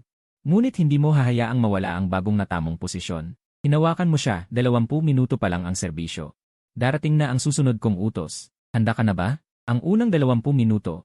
Pinapakain mo ako, pero sa susunod na 40 minuto, ako naman ang magpapakain sa'yo. Natakot si Chang Fangyu nang hindi sinasadya. Pakiramdam niya ay may mali. Ito ay natural na reaksyon ng babae. May pamilya na si Chang Fangyu. Hindi madali para sa kanya na tanggapin ang ganitong bagay, lalo na't estudyante mo siya sa klase. Sobrang pamilyar. Kung mas pamilyar, mas mahirap tanggapin. May malaking agwat din sa edad, kaya lalo siyang nag-alala. Nagsimula siyang lumaban. Lumapit ka sa kanyang tenga at bumulong, ayaw mo na ba ng gantimpala? Gusto mo bang maparusahan ng iye? Isang pangungusap lang, natigilan siya. Ang malungkot na buhay sa simulator ang pinaka-nakakatakot sa kanya. Sumunod, tumagal ng 30 minuto, mas maikli kaysa kanina ng isang maliit na bahagi. Hanggang sa matapos ka, saka mo lang napansin na lampas na ang itinakdang 1 oras na serbisyo. Ang limitasyong 1 oras ay dapat mahigpit, ngunit sa pagkakataong ito ay lumampas ka at hindi ka pinigilan o pinaalalahanan ng sistema. Kinabahan ka ng cellphone, may notification na otomatikong pinalawig ang serbisyo ng 20 minuto. Pakibigay ang karagdagang puntos. Mabait naman, naisip mo, kung noong kasagsagan ng sigla. At pinutol ako ng sistema sa kalagitnaan, tiyak na magmumura ako. Samantala, biglang tumakbo si Chang Fangyu at pumasok sa banyo. Nang lumabas si Chang Fangyu, nakasuot na siya ng damit. Ang lakas ng loob mo. Anong ginawa mo? Umiti ka ng masaya, Guro Chang, hindi ba nasiyahan ka rin kanina? Yakap na yakap mo ako, sabi mo huwag, wala akong ginagawang ganon. Kalahati lang ng sinabi ni Chang Fangyu, bigla niyang naalala na parang ganun nga ang ginawa niya. Nawala ang kanyang pagkatao. Hindi na siya makapagsalita pa, tumakbo palabas. Sumigaw ka sa kanyang likod. Magbibigay ako ng magandang review. Tingnan mo bukas, hindi kita titigilan, sabi ni Chang Fangyu. Malakas na isinara ang pinto. Ngumiti ka ng walang pakialam, iniisip pa niya ang kapangyarihan ng class advisor. Bukas pa niya akong ayusin. Baka nakalimutan niya ang mga litrato sa kanyang cellphone. Pag-uwi ni Chang Fangyu, nakatanggap siya ng abiso mula sa sistema, natanggap mo ang gantimpala para sa natapos na misyon. Gumawa ng bagong magandang masayang buhay. Progreso, 1/10. Ang pinakamahusay na abogado sa diborsyo sa buong bansa, si Hugh, ang magsasagawa ng iyong kaso. Siya lamang ang makakasiguro ng iyong mga karapatan at mananalo sa kaso. Nakuha mo na ang pagmamay-ari ng bahay. Nanginginig ang maliit na kamay ni Chang Fangyu na may dalang telepono. Agad niyang kinuha ang titulo ng bahay mula sa kanilang tahanan at pinunasan ang kanyang mga mata. Matapos tingnan ng paulit-ulit, sa kanya nakumpirma ang isang bagay, ang pangalan sa titulo ng bahay ay napalitan mula sa kanyang asawa. Patungo sa kanyang pangalan, ang na ito ay talagang hindi kapanipaniwala na mangha si Chang Fangyu. Sa orihinal na timeline, siya ay lubusang kontrolado ng kanyang asawa sa kaso ng diborsyo. Hindi lamang siya natalo sa kaso ng diborsyo, kundi hindi siya makahanap ng magaling na abogado sa syudad upang kumatawan sa kanya. Dahil maraming abogado ay kasama ng kanyang asawa at siya ay nagmanipula. Lahat sila ay tumanggi na kumatawan sa kanya. Pero ngayon, ang ay biglang nalutas ang dalawang malaking problema. Mayroon na siyang pinakamahusay na abogado sa buong bansa. At ang bahay ay napalitan na sa kanyang pangalan. Ang nais na resulta ni Chang Fangyu ay manalo ng husto. Hindi lamang diborsyo, kundi makuha ang kustodya ng kanyang anak at agawin ang lahat ng ari-arian ng pamilya. Nais niyang maghiganti. Nais niyang umalis ang lalaking iyon na walang daladala. Sa sandaling iyon, tumunog muli ang Ngayon, susuriin natin ang iyong gawain. Ang mga puntos na nabawas mo sa pagkakataong ito ay pareho kay Liu Menyuan. Si Chang Fangyu ay nakaranas din ng isang emosyonal na roller coaster. Una, itinala ng ang kanyang mahinang serbisyo, sinabing siya ay nag-aksaya ng maraming oras. At nagbanta sa kliyente, maraming mga pagkukulang. Kaya ang 5 bituin ay nabawasan na lang ng 1 bituin. Sa sandaling siya ay nawala ng pag-asa, nagpadala ang ng komentaryo mula sa kliyente. Dahil kumain ang kliyente ng masarap na pagkain, binigyan siya ng 2 bituin bilang gantimpala. Dahil sa 40 minutong pag-uusap tungkol sa akademya, binigyan siya ng 2 bituin. Lahat ng masasamang bagay ay ginawa ng Sa pagkakataong ito, ang gantimpala ay sobra sa perpektong marka. Ang karagdagang gantimpala mula sa kliyente ay nagbigay sa iyo ng isang lokal na pagpapaganda. Ikaw ay naging maliit at maganda. Nang makita ang huling pangungusap, si Chang Fangyu ay namamanhid. Hindi niya alam kung magpapasalamat o mahiya, parang wala siyang mapaglagyan. Kapag naisip niyang bukas ay papasok siya sa paaralan at makikita muli ang lalaking iyon sa silid-aralan, si Chang Fangyu ay labis na kabado. Sa normal na sitwasyon, ang isang guro ay hindi dapat matakot sa masamang estudyante, pero pagkatapos ng nangyari, may takot siya na makita ang taong iyon bukas. Kinabukasan, nang pumunta si Chang Fangyu sa silid-aralan, narinig niya ang ingay sa loob. Agad siyang sumimangot, pinush ang pinto at pumasok. Ang buong silid-aralan ay biglang naging tahimik. Nang makita ng lahat ng estudyante na dumating ang babaeng malupit, sila ay naging tahimik na parang mga manok. Ang matalas na tingin ay sumaklaw sa buong klase. Ano ang ikinagagalak ninyo? Nakapasok na ba kayo sa 985 paghahati 211? Narekomenda na ba kayo sa prestihiyosong paaralan? Nakatanggap na ba kayo ng scholarship? Sa umaga na ito, hindi kayo nag-aaral ng maaga, naglalaro lang kayo. Kapag lumabas na ang mga marka, iyon ang oras na iyak kayo. Pagkatapos sabihin yon, si Chang Fangyu ay tumingin ng matindi sa'yo. Naisip mo, maraming tao sa buong klase. Bakit ako lang ang tinititigan mo? Tumugon ka rin ng walang galang. Medyo kinabahan si Chang Fangyu. Lumingon siya at gustong mabilis na umalis. Pero isang kamay ang taas na taas. Ang class monitor na si Liu Ruyan ay nagsimulang mag-ulat ng mga lumabag sa disiplina ngayon. Ngayong umaga, huli ka ng 3 minuto at hindi mo rin ipinasa ang iyong takdang aralin. Tinanong siya kung bakit, sinabi niyang hindi niya ginawa. Suminghat si Chang Fangyu. Nagkasala ka, hindi mo ipinasa ang takdang aralin. Bukas, dapat mong ipasa ito. Sa normal na araw, tiyak na gagawin niyang dahilan ito. Sisigawan ng buong klase, gagawing halimbawa ang isa. Pero ngayon, ayaw ni Chang Fangyu na abalahin ka. Gusto lang niyang lumibot sa'yo, lumayo sa'yo. Pero ayaw ni Liu Ruyan na madali kang makalimutan. Patuloy na sabi ni Liu Ruyan, Guro, ito na ang ikalimang beses simula nang pumasok si Yelin ngayong pasukan. At medyo malala ang sitwasyon. Ni hindi na siya nag-imbento ng dahilan, sinabi na lang niyang hindi niya ginawa. Kung papagawa na lang sa kanya, magtatakda ito ng masamang halimbawa. Iisipin ng lahat na okay lang na hindi magpasa ng takdang aralin. Wala ka nang masabi. Itong si Liu Ruyan, walang tigil, hindi ba? Ginagawa niyang malaking bagay ang maliit na bagay. Iniisip niya ba na siya ang may-ari ng klase? Si Chang Fangyu ay tahimik na nagdalamhati sa kanyang loob. Ayaw niyang harapin ang problemang ito, pero itinulak siya ng class monitor sa sulok. Sa puntong ito, kailangan talagang kumilos dahil pinapanood ng buong klase. Si Chang Fangyu ay naglinis ng lalamunan. Sabihin mo, bakit hindi mo ginawa ang takdang aralin? Sa isip ni Chang Fangyu, ikaw itong aso, maraming kasinungalingan. Biglang namatay ang lola. Kinain ng aso ang takdang aralin, biglang nag-brownout kagabi, o ninakaw ng mga nakamotor na magnanakaw ang takdang aralin kaninang umaga. Basta mag-imbento ka ng dahilan, at magdadahilan ako ng basta-basta, at matatapos na ito. Dahil napakataas ng emotional quotient mo, paano mo hindi maririnig na binibigyan ka niya ng paraan para makalabas? Pero matapang mong sinabi, dahil sobrang pagod ako kagabi. Sabay haplos mo sa iyong baywang. Lahat ng nasa klase at si Liu Ruyan ay nanonood na parang naghihintay ng magandang palabas. Ang paghaplos sa baywang ay hindi ginagawa ng mga lalaki sa ganitong edad. Iyon ay ginagawa lamang ng mga matatandang lampas, 60 taong gulang. Namumuti ang mukha ni Chang Fangyu. Binigyan ka niya ng paraan pero hindi mo ginamit. Sana sinabi mo na may lagnat ka kagabi dahil sa sipon. Bakit ka napagod? Hindi ba napapagod ang ibang estudyante sa paggawa ng takdaralin? Ikaw lang ba ang napagod? Ano ang ginawa mo kagabi na napagod ka? Ito ay sadyang pagtatanong na alam na ang sagot. Ha, mumiti ka. Ano ang ginawa ko kagabi? Lumihis ka pa at tinanong mo si Chang Fangyu. Lahat ng nagkakatuwaan sa klase ay lihim na pumapalakpak sa'yo, napakatapang mo talaga. Maliwanag na hindi ka na makikisama sa babaeng malupit kung maganda ang pakikitungo mo ayos na sana pero sa ganyang ugali. Mukhang lalaki ang gulo lahat ay naghihintay sa susunod na mangyayari nakatayo si Chang Fangyu nanginginig sa galit. Hindi ba niya alam kung ano ang ginawa mo kagabi? Bigyan mo naman ako ng kahit kaunting respeto. Nagbago ang kulay ni Chang Fangyu mula puti hanggang pula. Mula pula hanggang puti sumigaw siya pumunta ka sa opisina. Itinuro ni Chang Fangyu ang direksyon sa labas ng silid-aralan. Ikaw ay nakatayo na ang mga kamay nasa bulsa, dahan-dahang tumayo. Hindi pa tuwid ang daan lumiko ka pa ng paligid nang dumaan ka sa tabi ni Liu Ruyan. Mahina mong sinabi ang nanay mo ngayong gabi ay mahihirapan tingnan mo ng malalim si Liu Ruyan.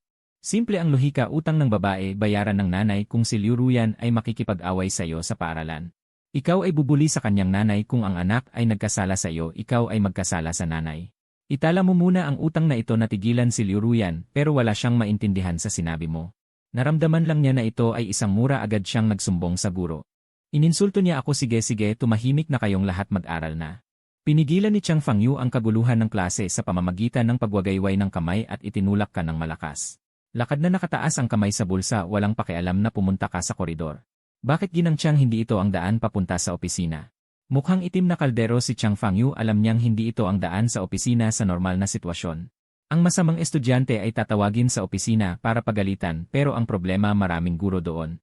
Hindi kanya madadala doon para pagalitan, baka may masabi kang hindi dapat paano siya magpapatuloy.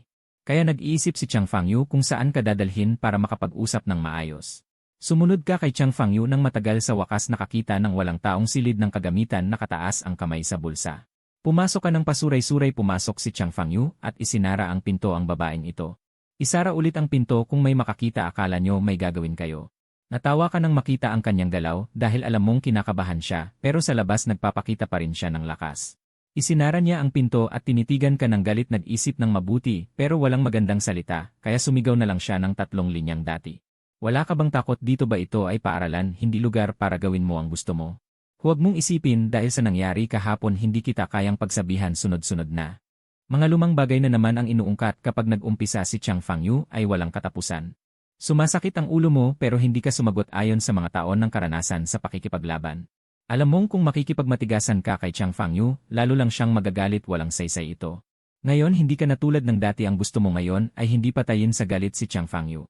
Kundi sirain ang lumang balangkas ng inyong relasyon. Guro Chang, kahapon pagkatapos mong umalis hindi ako gumawa ng takdang aralin. Alam mo ba kung ano ang ginawa ko? Gumawa ako ng isang mahalagang bagay. Natawa si Chang Fangyu sa galit. Ngayon nag-imbento ka ng kwento, binigyan kita ng paraan para umatras sa silid-aralan, hindi ka nagkwento ngayon.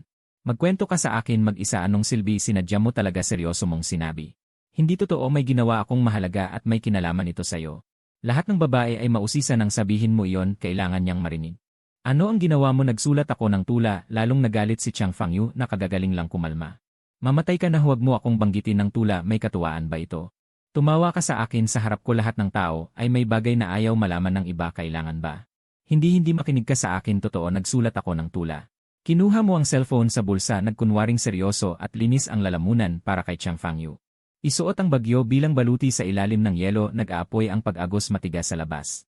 Malambot sa loob tulad ng tula, nagulat ang mukha ni Chang Fangyu, naging palaisipan. Akala mo sasabihin mo dagat, ikaw ay tubig, lahat kabayo, ikaw ay apat na paa. Na mga basurang linya, pero ang tatlong simulang linya tila may saysay. Hindi tulad ng iyong karaniwang estilo, nagsimula siyang mausisa, patuloy mong binasa. Sino ang nakakaalam ng paraan ng paghinga ng bakal na rosas? Sino ang nakakaalam ng katigasan at ganda ng tinik na pamumulaklak na tulala? Si Chang Fangyu. Pakita mo sa akin, direkta niyang kinuha ang iyong cellphone, nakita niya ang tula nasa api ng random notes. Binasa niya mula simula hanggang dulo ng 2 beses, ang tulang ito ay tungkol sa akin. Dahil pagkaalis mo kagabi, hindi kita makalimutan. Biglang tumalikod si Chang Fangyu. Iniharap ang kanyang likod sa iyo, ang tigring babae na itinuturing ang sarili bilang makata ay biglang nagsimulang humikbi.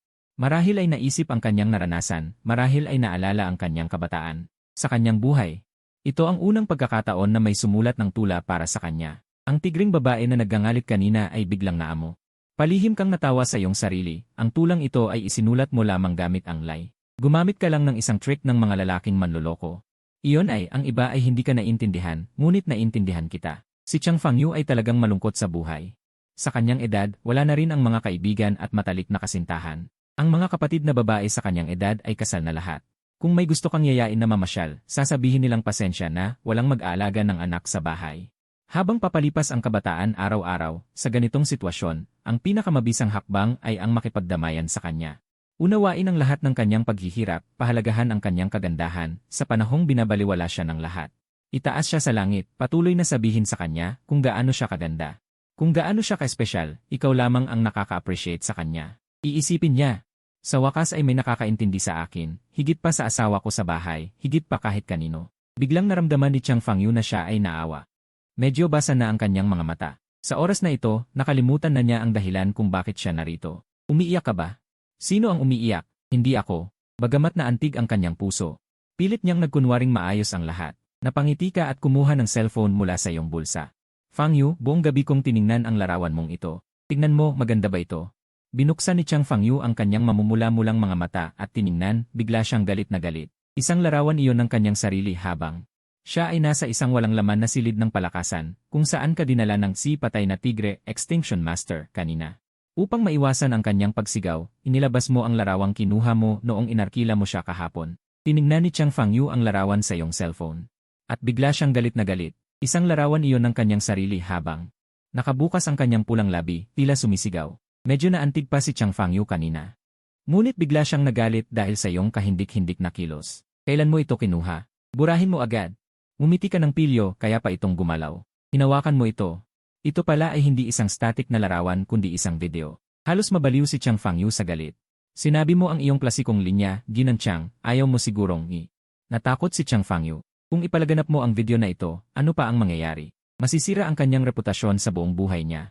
Hindi lang reputasyon, pati ang kanyang karera at lahat ay mawawala. Burahin mo agad. Inabot niya ang kamay upang kunin ang cellphone, ngunit itinago mo ito sa likod mo, humarang ka sa harap ni Chang Fangyu. Nanginginig ang boses ni Chang Fangyu, anong gusto mong gawin? Umiti ka ng pilyo. Ibiniyak ni Chang Fangyu ang sarili, pabulong na nagsabi, pakiusap. Pakiusap, burahin mo na. Makahulugan mong sinabi, naman. Pero depende sa pakikitungo mo. Sabi ni Chang Fangyu, gaganda ang trato ko sa'yo. Hindi na kita pagagalitan, at hindi na rin sasabihan, okay na. Dahan-dahan mong inilapit ang daliri mo sa delete button, pero hindi mo pinindot. Halik muna. Walang magawa si Chang Fangyu, napilitang isubo ang kanyang labi. Inabot sa pisngi mo pero pinatingin mo ang mukha, saka direktang inabot ang labi mo. Burahin mo muna pagkatapos ay. Huwag kang mag-alala. Susundan ko ang sinabi ko. Walang magawa si Chang Fangyu. Binitawan mo siya. Hindi mo ito ginawang lubusan dahil ang layunin mo ngayon ay hindi pag-ibig, kundi pagtatag ng psikolohikal na balangkas. Talunin si Chang Fangyu sa antas ng isip. Kapag naitatag na ang bentahe sa isip, mabubuo ang bagong relasyon. Sa susunod na makita ka ni Chang Fangyu, hindi na siya magiging gaya ng dati. Sa harap niya, bura mo ang laman ng album pati na ang recycle bin. Napahinga si Chang Fangyu. Galit na sabi, ikaw na walang hiya, hindi ko alam kung may backup ka ba o wala.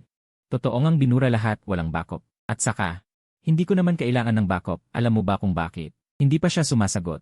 Kung gusto kong mag-enjoy, direkta kitang i-order sa Lie. Bakit ko pa kailangan mang-blackmail sa'yo? Napagtanto ni Chang Fangyu na hindi siya makatakas sa kontrol nito, pwedeng kunan muli ng video ng malikot na ito. Ano bang magagawa niya? Lahat ng ginawa niya kanina ay nasayang lang. Ikaw na walang hiya. Mura niya, tapos mabilis na sinabi, mga ganitong bagay. Huwag mong ikalat ito, hindi maganda para sa atin, alam mo ba? Sa isip mo, ang babaeng ito ay talagang tanga. Paano mo ito maikakalat? Kahit na si Chang Fangyu ay lumaban o tumanggi sa'yo kanina. Hindi mo rin naman ilalabas ang video na ito. Ngumiti ka at sinabing, huwag mag-alala. Ito ay ating munting sikreto. Sa ngayon, ang pagtuturo ni Chang Fangyu sa masamang estudyante ay ganap na. Nabigo, walang saysay na manatili rito. Agad kang pinauwi ni Chang Fangyu sa klase. Aalis na ba? Magkita tayo mamayang gabi. Lumapit ka sa kanyang tainga at humihip. Magkita tayo mamayang gabi. Tiningnan ka ni Chang Fangyu ng masama, binuksan ang pinto at umalis. Nang bumalik ka sa silid-aralan, nagsimula na ang unang klase. Pag-upo mo sa iyong upuan. Ang maliit na mataba sa likod ay agad na lumapit at pabulong na nagtanong, anong nangyari nang dalhin ka ng tigreng babae? Ang kanyang matabang mukha ay puno ng pananabik na makarinig ng chismis. Mahinahon mong sinabi, wala lang, hindi lang naipasa ang takdang aralin. Kailangan lang itong gawin ulit. Pumikit ka at sinabi sa maliit na mataba. Ikaw na gumawa ng takdang aralin ko. Agad na nagkunwaring hindi narinig ang maliit na mataba at nagpanggap na seryosong nagbabasa ng libro. Siya ay hindi masipag, mas tamad lang ng kaunti kaysa sayo. Tutulungan kitang magdala ng merienda araw-araw. Sa loob ng isang linggo, bahagyang nag-alinlangan ang maliit na mataba, ngunit hindi sapat ang isang pakete ng merienda para mapakilos siya. Iniabot niya ang kanyang matatabang 5 daliri. 50 piso, gagawin ko ito sa 50 piso. Tigilan mo ako, mukha ba akong may 50 piso araw-araw? Sa pag-iisip nito, napatingin ka kay Liuruyan. Sa totoo lang, may isang napakademonyong ideya sa isip mo. Sa gabi, pagdating ng ina ni Liuruyan, ipagawa mo ang takdang aralin sa kanyang ina, at pagkatapos ay ipakita mo sa kanya ang likod niya. Habang iniisip, hindi inaasahan, tumingin din si Liuruyan sa'yo. Nagkasalubong ang inyong mga mata. Ipinilig niya ang kanyang mata. Napaka-astyante talaga. Napasinghap ka. Sa oras na yon, may mahiwagang nangyari. Tahimik na nagpakita ang iyong telepono ng bagong abiso, basahin at sunugin. Isang uri ng abiso na hindi mo pa nakikita dati. Ano yon? Tiningnan mo ng maigi, at nalaman mong ito ay mula sa API na sulat kamay mo. Ito rin ang API na ginamit mo sa pagsulat ng tula para kay Chang Fangyu. Nag-upgrade ito at nagkaroon ng bagong feature. Pinindot mo ito. Natuklasan mo na ito ay isa pang feature na para lang sa'yo. Ang feature na ito ay magpapakita ng isang abiso na tinatawag na maliit na kaligayahan ngayon at pagkatapos mabasa, otomatiko itong mawawasak. Ano kaya itong misteryoso? Inabot mo at pinindot at natuklasan mong ito ay tungkol kay Liuruyan. Manatili sa silid-aralan ng 12 oras 30 minuto ng tanghali at matutuklasan mo ang isang lihim ni Liuruyan. Ang lihim na ito ay may kinalaman sa iyo. Nang makita mo ang mensaheng ito, agad kang naging alerto. May lihim si Liuruyan. Ang babaeng ito ay may lihim. Hindi kaya hindi yon ang iniisip ko. Hindi ba't kanina ay ang guro? At ngayon ay ang sikat na mag-aaral. Kailangan mong malaman ang lihim na ito. Ang tanging problema ay ang oras na 12 oras 30 minuto. Ibig sabihin, hindi ka makakakain ng tanghalian. Dahil sa oras na yon, ang buong klase ay lalabas para kumain. Ngunit hindi mahalaga ang tanghalian. Iwinagayway mo ang iyong daliri. At nawala ang impormasyon sa telepono. Kahit anong pag-swipe mo, wala na ito. Talagang basahin at sunugin. Biglang may nagtaas ng kamay sa loob ng silid-aralan. Ang guro sa entablado ay nasa gitna ng leksyon. Bigla niyang nakita si Liuruyan na nagtaas ng kamay at nagtanong kung anong problema. Si Elin ay naglalaro ng cellphone sa klase. Noong oras na yon, 100 beses kang nagmura sa isip mo. Puta, hindi ba ikaw ang monitor? Hindi ba ikaw ang huwarang estudyante? Bakit hindi ka nakikinig sa klase at puro tingin sa akin? Buti na lang lalaki ang guro. Ang personalidad ng mga guro ay magkakaiba. Sinabi lang ng guro, huwag magwalda sa klase, itago ang mga cellphone. Pagkatapos ay nagpatuloy sa pagtuturo, hindi na pinansin. Galit na galit ka. Ngayon, maghintay ka na lang ng 12 ng tanghali. Malapit na. Dumating na ang oras ng pahinga. Nang tumunog ang kampana, biglang lumabas ang lahat ng estudyante. Sumali ka rin sa karamihan, nagkunwaring sumama. Ngunit nagkunwari kang mag-core. Naglibot sa labas at bumalik. Lihim na nagmasid, walang nakapansin sa'yo. Bumalik ka sa silid-aralan. Wala roon, walang laman. Tiningnan mo ang oras, 12 oras 31 minuto na. Ang impormasyon sa telepono ay hindi dapat peke. Maaaring ang lihim ay hindi lilitaw ng kusa, kailangan mong hanapin ito. Kaya lumapit ka sa mesa ni Liu Ruyan. Hindi ka nagtago, hayagang binuksan mo ang mesa ng sikat na babae. Ang bag ni Liu Ruyan ay nakakainip. Walang masayang bagay, puro pag-aaral lang. Biglang may lumitaw na maliit na itim na kwaderno sa kanyang kamay. Ang maliit na kwaderno ay may maliit na kandado. Biglang naging seryoso ang iyong atensyon. Nakita mo na ito ng ilang beses. Ilang beses mong nakita si Liu Ruyan na nagsusulat ng may galit sa kwaderno at hindi niya ito ipinapakita kaninuman. Maaaring mailihim sa kwadernong ito. Hinawakan mo ang maliit na kandado at natuklasan mong ito ay totoo ngang maliit na kaligayahan ngayon. Dahil ang kandado ay hindi nakakandado, kaya't binuksan mo ito at binasa. Sa isang araw ng buwan, halos mamatay ako sa inis dahil kay Linwen. Sobrang inis. Paano siya gagantihan? May 8 tandang padamdam sa dulo, isinulat ng napakalakas. Makikita na sobrang galit talaga si Liu Ruyan nang isulat ito. Ang taong ito ay nagsusulat ng masasamang bagay tungkol sa kanya sa notebook. Naalala mo? Ano ba talaga ang nangyari noon? Parang dahil kinuha mo sa kantin ang sweet and sour ribs ni Liu Ruyan. Karaniwan ay hindi ka mahilig sa sweet and sour, pero gustong-gusto ito ni Liu Ruyan. Noon, iisa na lang ang natitira sa kantin. Ikaw, na hindi naman kumakain ng sweet and sour ribs, ay sadyang binili yon. Ginawa mo ito hindi dahil gusto mo itong kainin. Gusto mo lang na hindi makakuha si Liu Ruyan. Kaya't nagalit siya ng husto. Grabe ang kasalanan. Pero kung tatanungin mo ang dahilan kung bakit mo kinuha ang kanyang ribs, hindi ba't dahil nag-ulat na naman siya? Ang pag-uulat ay nagpagalit sa'yo. Nagpatuloy sa pagbasa. Sa araw ng buwan. Ngayon, hindi na naman nagpasa ng takdang aralin si Yelin sa araw ng buwan. Ang notebook ni Yelin na ipinasa ay parang kinagat ng aso. At 2 malalaking problema ang mali. Ibinato ko ito pabalik sa kanya. Akala ko susuriin niya ito mismo. Hindi ko inaasahan na magagalit pa siya sa akin. Ang lahat ng nakasulat doon ay tungkol sa inyong dalawa. Akala mo may malaking chismis sa notebook na ito. Hindi mo inaasahan na ganito lang. Nagpatuloy ka sa pagbabasa ng pahina bawat pahina, at natuklasan na ang tala ay mahigit 1 taon na ang haba.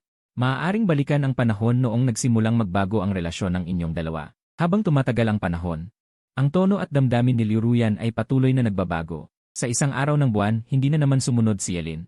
Kailangan ko lang magalit ng mag-isa. Bakit hindi siya sumulong kasama ko?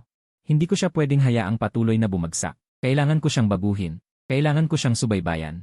Nakakainis, pinagtawanan niya ako sa harap ng lahat. Tumawa ang buong klase. Ang dignidad ko bilang class monitor ay nawala. Sinabi ni nanay na dapat akong makahanap ng lalaking maaasahan. Kailangan sapat na mahusay. Ang mga katulad ni Itay ay hindi pwede. Si Yelin ay hindi ganoong uri ng mahusay na lalaki. Nag-absent na naman si Yelin ngayon. Naku, talagang naiinis ako. Paano siya makakapasok sa prestihiyosong universidad kasama ko sa ganitong paraan? Paano mapakikinggan ni Yelin ang klase? Wala nang magagawa kundi i-report siya. Nag-apply ako na ilipat ang aking upuan sa likod niya para lagi ko siyang mabantayan. Sa tuwing magda-divert siya ng atensyon. Mag-uulat ako, nauubos ang iyong pasensya. Kaya pala hindi siya nakikinig sa klase. Tanging ikaw ang kanyang binabantayan. Ano ba ang iniisip niya? Sa wakas, ito pala ay mabuti niyang intensyon. Magkaaway na kayo pero sa totoo lang, siya ay tahimik na nag-aalala sa'yo. Lalo mong nakikita na hindi tama. Para sa iyong kabutihan pala, gusto niyang gawin kang isang mahusay na estudyante. Hindi mo na alam kung ano ang sasabihin. Nagpatuloy sa pagbabalik sa panahon kung kailan nagsimula ang relasyon ng inyong dalawa na bumagsak. Dito nagsimulang lumitaw ng madalas si Liu Mengyuan. Noon mo lang naunawaan ang papel niya sa pagbabago ni Liu Ruyan. Dahil sa sobrang bigat ng buhay, inilagay ni Liu Mengyuan ang lahat ng pag-asa sa kanyang anak na babae. Umaasa na siya ay maging isang babaeng matagumpay. Araw-araw niyang nilalabhan ang utak ng kanyang anak, sinasabi na hindi dapat makipag-ugnayan sa mahihirap. Sa hinaharap, dapat siyang makahanap ng isang lalaking tulad ng malaking puno, na may malakas na kakayahang pinansyal at may pananagutan. Ang lalaking ito sa hinaharap ay dapat magdala ng responsibilidad na suportahan ang ina at anak. Ano ang uri ng mabuting lalaki? Anong uri ng lalaki ang hindi dapat makasama? At si Liu Ruyan ay isang bata na napakasunod sa mga magulang at guro. Ang mga babae ay madaling maimpluwensyahan. Sa edad ni Liu Ruyan, mas madaling maimpluwensyahan ng ina. Laging paulit-ulit ang sinasabi ng nanay sa tainga. Dagdag pa, alam niya ang kalagayan ng kanilang pamilya. Kaya unti-unti nagbago siya. Sa panahong ito, ang kanyang isip ay puno ng kontradiksyon. Naku, Yelin! Nakakainis! Hindi mo ba alam na sa ganitong paraan, hindi ka tatanggapin ng nanay ko? Ngayon, sinabi ng nanay ko na dapat kong putulin ang lahat ng ugnayan sa kanya, hindi na magkakaroon ng pagkikita muli. Ano ang gagawin? Pagkatapos ng isang gabi ng malalim na pag-iisip, nagdesisyon ako. Kailangan ko siyang subaybayan, gawin siyang mabuti, gawin siyang isang iskolar. Isang pinakamalakas na lalaki. Gusto kong patunayan sa nanay ko na hindi mali ang aking paningin. Pagkalipas ng ilang buwan, isinulat niya, parang nabigo. Halos natapos mo na ang buong notebook. Kung babalikan pa, may ilang pahina na maikli. Noong hindi pa kayo magkaaway, maganda pa ang relasyon nyo. Sa unang pahina ay nakasulat, naku, ang saya ni Yelin. Gustong-gusto kong makasama siya. Gamitin ko itong notebook para isulat ang lahat ng mga sandali ng aming pag-uusap sa hinaharap. Hindi ko alam kung magiging totoo ba ito. Ngayon, hinawakan niya ang ulo ko. Tumingin ako sa kanya, parang isang masayang munting pusa. Ngayon, nagkwento si Yelin sa akin. Ngayon, muntik na akong mahulog sa hagdan at ako'y inabot ni Yelin. Isang linggo nang magkasabay kaming umuwi pagkatapos ng klase. Naku, bakit ang ikli ng daan pauwi? Saglit lang nasa bahay na ako. Ayaw ko talaga ng weekend. Ang boring ng weekend. Sabado pa lang ngayon, 2 araw pa ang hihintayin. Sa Lunes ko pa ulit makikita si Yelin kahit siya ang pinakamakulit sa klase, sa tingin ko gwapo siya.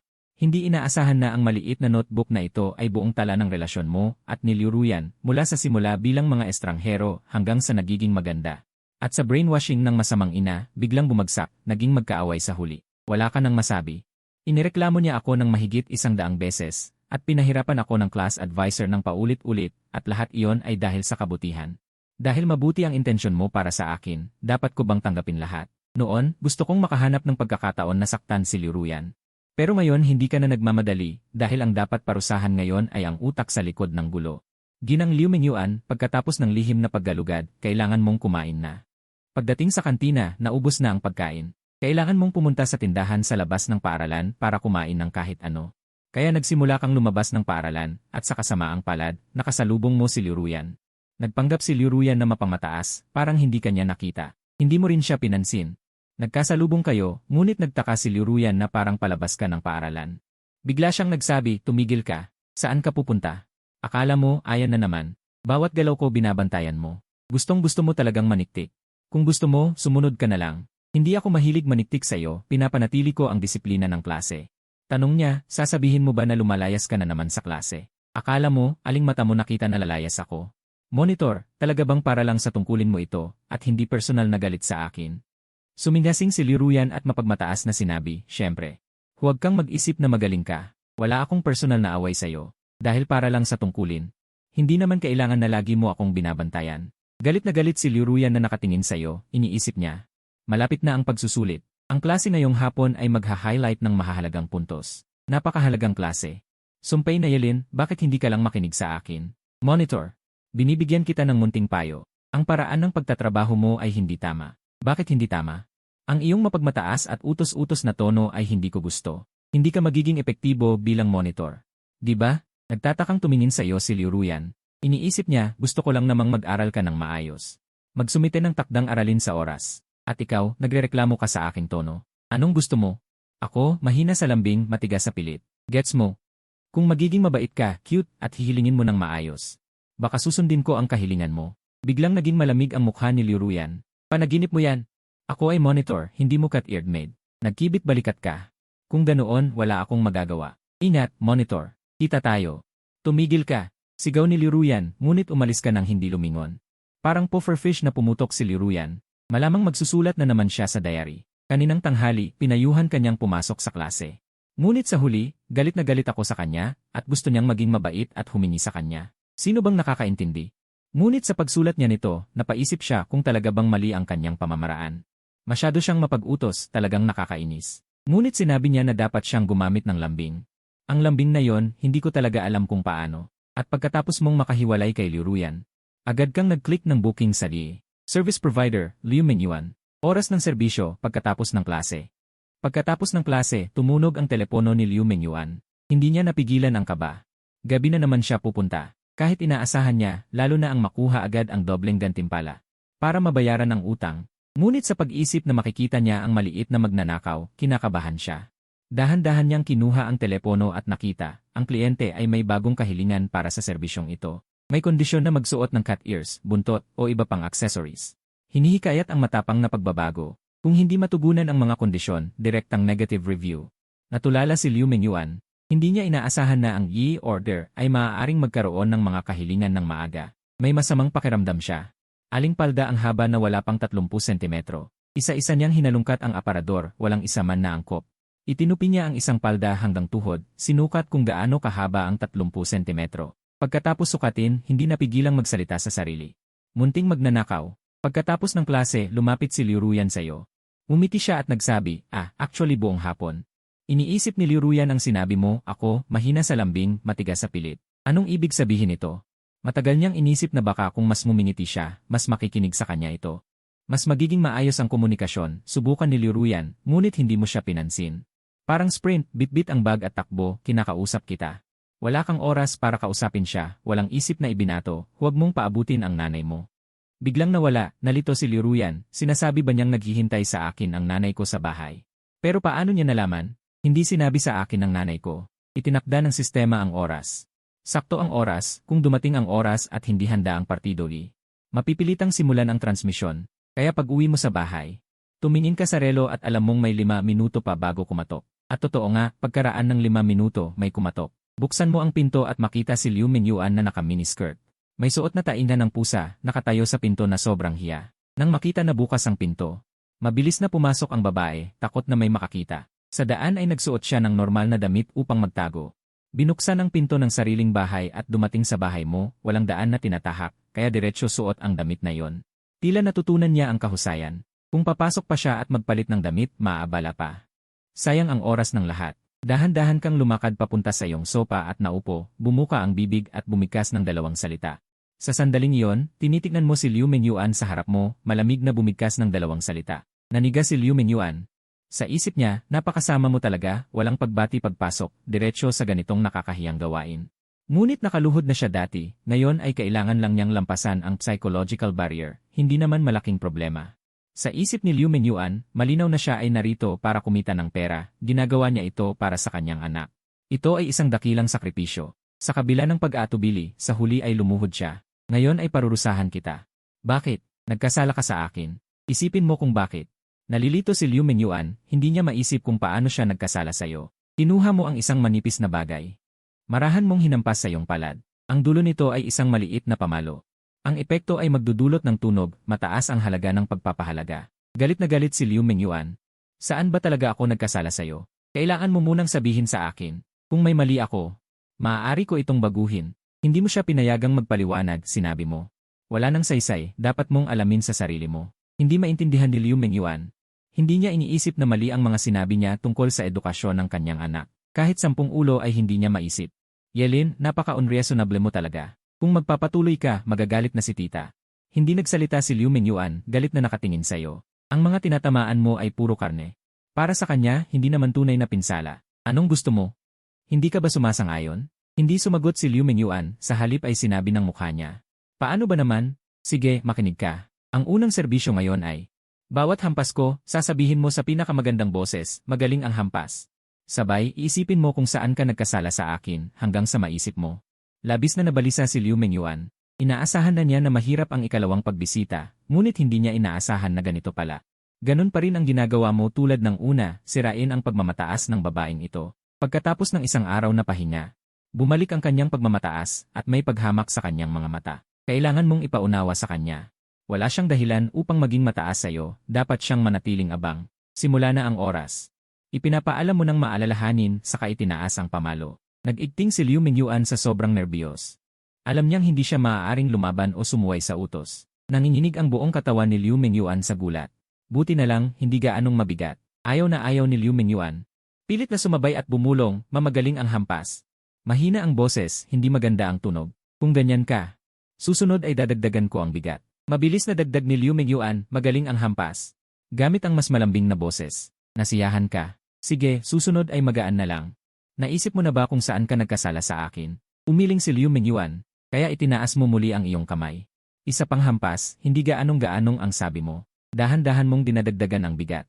May luha sa mga mata ni Liu Mingyuan. Hindi ito dahil sa sakit, kundi dahil sa pakiramdam niyang wala siyang dangal. Kung inaapi ka lang, okay pa. Ang pinakamasama ay kailangan mo pang sumabay at sabihing magaling ang hampas.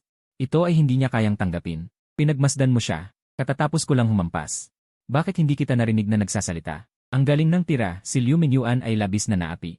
Dahil hindi sumunod sa utos, sinabi mo na itinaas mo ang iyong braso. Natakot si Liu Mingyuan, kaya ipinikit ang kanyang mga mata. Ang itinaas na braso ay hindi pa bumabagsak. Masaya kang pinagmamasdan siya. Ang tunay na layunin ng parusang ito ay hindi ang paghampas, kundi ang psikolohikal. Kapag ginampanan mo ang papel ng isang tagapamahala, Maaari mong kontrolin ang sakit na nararanasan ng kabilang panig, ngunit ang tunay na kasiyahan ay hindi ang pagbagsak ng tabla, kundi ang pagkaantala nito. Ang pagmasdan ang kanyang takot na kalagayan ay ang magandang sandali. Kapag hindi mo ito ibinababa, mas lalong nababahala ang kabilang panig kung kailan ito babagsak. Ito ay isang inaasahan para sa magkabilang panig. Parang may kakaiba sa ekspresyon ng mukha. Tahimik mong pinagmamasdan at matalas mong napansin ang punto. Biglang nagkaroon ng maliit na pagbabago kay Liu Mingyuan. Noong nakapikit siya sa takot, bigla niyang nakita ang isang interface, headmap ng kasiyahan ng party day, upang matulungan ang party na mas gumawa ng gawain. At mas mabilis na makuha ang gantimpala, ang sistema ay nagbigay ng kapaki-pakinabang na tampok na ito. Maaari mong hulaan ang progreso ng gawain. Nagulat si Liu Mingyuan nang makita niya ang iyong antas ng kasiyahan. Ito ay 1% numero. Bahagyang nagbabago ang numero, tuwing siya ay mas sumusunod o mas mahina. Tumataas ang kasiyahan ng kabilang panig. Nagulat siya. Si Liu Mingyuan ay hindi naglalaro ng laro, kaya hindi niya alam ang kahalagahan ng agarang feedback. Sa mga video game, tuwing tumatama ang manlalaro, lumalabas ang numero. Ito ay agarang feedback, at ang mekanismong ito ay susi sa pagkagumon. Mahirap sabihin kung ang manlalaro ang naglalaro ng laro o ang laro ang naglalaro sa manlalaro dahil ang mga taga-disenyo ng laro ay matatalino. Sa pamamagitan ng pagbibigay ng mga virtual na numero, hinahayaan nila ang manlalaro na mahulog sa hindi mapigilang kasiyahan. Si Liu Mingyuan na yon ay may katulad na laro sa kanyang harapan. Ikaw ang malaking boss. Upang subukan ang tampok na ito, nang marinig ang tunog ng palakpak. Sinadya ni Liu Mingyuan na gumamit ng mapangakit na boses at sumigaw, ang galing ng tira. Tumataas ang iyong kasiyahan. Ganito pala, naisip niya sa kanyang isip. Kung mabilis niyang itaas ang iyong kasiyahan sa 100%, makakalampas siya sa laro ngayon at makukuha ang gantimpala. Biglang naging konkreto at may direksyon ang kanyang hamon. Nagkaroon siya ng layunin na pagsikapan. Ito ang dahilan kung bakit napansin mong nagbago ang kanyang ekspresyon. Isang malinaw na tunog, ginawa ni Liu Mingyuan ang napakaapi na ekspresyon. At tumingin sa iyo na parang kawawa. Mula nang magkaroon ng data panel, mabilis na natuklasan ni Liu Mingyuan ang sikreto. Iyon ay dapat maging napaka-babyish ng boses. Ang boses ay sandata ng babae. Kapag nagsasalita, dapat maging napakakahali-halina. Huling salita ay dapat humaba ang hulihan na tono, parang sumasabak ang boses, at gamitin ang kawawang mga mata sa pagtingin sa iyo. Dati, kapag nanonood si Liu Mingyuan ng AZ o pelikula, madalas niyang makita ang mga karakter na tinatawag niyang mga engkantada, iyong mga mahilig manligaw na pilya. Ngayon natuklasan niya na kailangan lang niyang matuto sa mga engkantadang iyon. Agad niyang ginamit ang sikretong ito. Kapag nagbago ang boses ng babae, natural na nagbabago rin ang kanyang anyo. Napatawa ka. Ang babaeng ito ay sa wakas ay nagising. Congratulations, ang kasiyahan ng party ay umabot na sa 0%. Patuloy na magsikap. Isang mensahe ang lumitaw sa harap ni Liu Mingyuan, parang naabot ang unang milestone. Ganito pala kadali, naisip ni Liu Mingyuan. Natuklasan niya na ang mga lalaki ay madaling makitungo. Basta handang ibaba ang dangal at sumunod sa mga kahilingan ng kabilang panig, hindi naman kailangan ng labis na pagsisikap. Sa katunayan, maraming babae ang nakakaalam ng prinsipyong ito mula pa noong ipanganak, ngunit si Liu Mingyuan ay isang babae na natutunan lamang ito sa ganitong edad.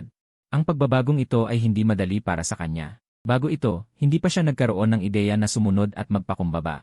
Lagi siyang nasa mataas na posisyon.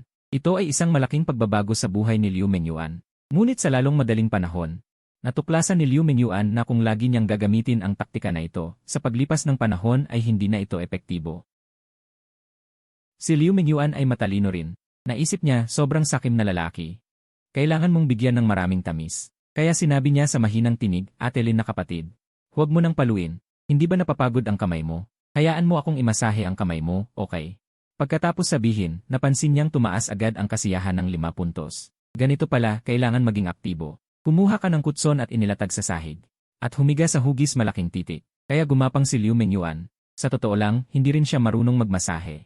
Kaya doon siya nagmamasahe ng walang ayos. Walang pagtaas ang puntos. Siya ay nagpabagal-bagal. At nakita niyang dahan-dahang bumababa ang kasiyahan. Bawas ng 1 puntos, bawas ng 2 puntos, bawas ng 3 puntos. Nag-alala si Liu Mingyuan. Ang puntos na pinaghirapan niya ay maaaring bumalik. Kaya mabilis niyang inilapit ang kamay. Ang mga puntos na nawala ay unti-unting bumalik. Sa paglipas ng panahon, ang nasa isip mo ay yun lamang. Habang sinasabi niya sa kanyang isip, ito ang nilalaman ng kanyang puso, ngunit unti-unting bumagal muli ang kasiyahan. Ang iyong boses naman ay nagmula sa itaas, bakit hindi ka na nagpepeke? Hindi ba maganda ang pagsasalita mo kanina? Tama nga, naisip ni Liu Mingyuan. Ang kanyang boses ay maaaring magpataas ng halaga ng kasiyahan.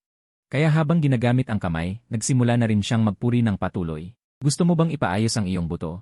Inisip ni Liu Mingyuan, sinong may gusto tulungan ka pero matamis niyang sabi. Gusto ko talaga yan, tumaas na naman ang numero, umabot ka na ng 20% na kasiyahan. Sige lang, lumalapit na ang tagumpay pagkatapos ng bawat antas ng kasiyahan. Parang mahirap na umakyat, napagtanto ni Liu Mingyuan kung gagawin niya ang tulad ng dati. Halos hindi na gumagalaw ang numero, naunawaan niya na kailangan niyang gawin ang mas grabe. Nagpakatapang siya, itinali ang buhok sa likod. Hindi alam kung gaano katagal, nang medyo nagkamalay si Liu Mingyuan, nasa 45% na ang progreso. Bigla siyang nagulat dahil nasa pintuan na ang magnanakaw, susunod ay pagnanakaw sa loob. Agad tinulak ni Liu Mingyuan ang kamay, hindi pwede, talagang hindi pwede.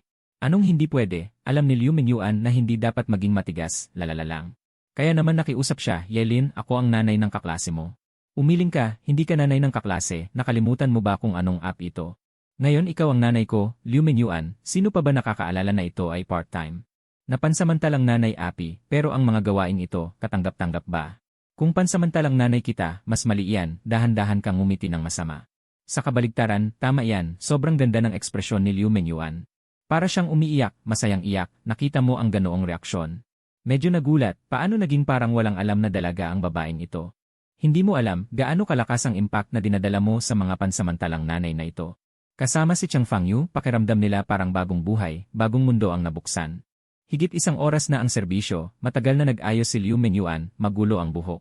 Mahabang buhok na bumabagsak na nakatakip sa mukha, hindi ka makatingin, pero nang tingnan niya ang kanyang phone.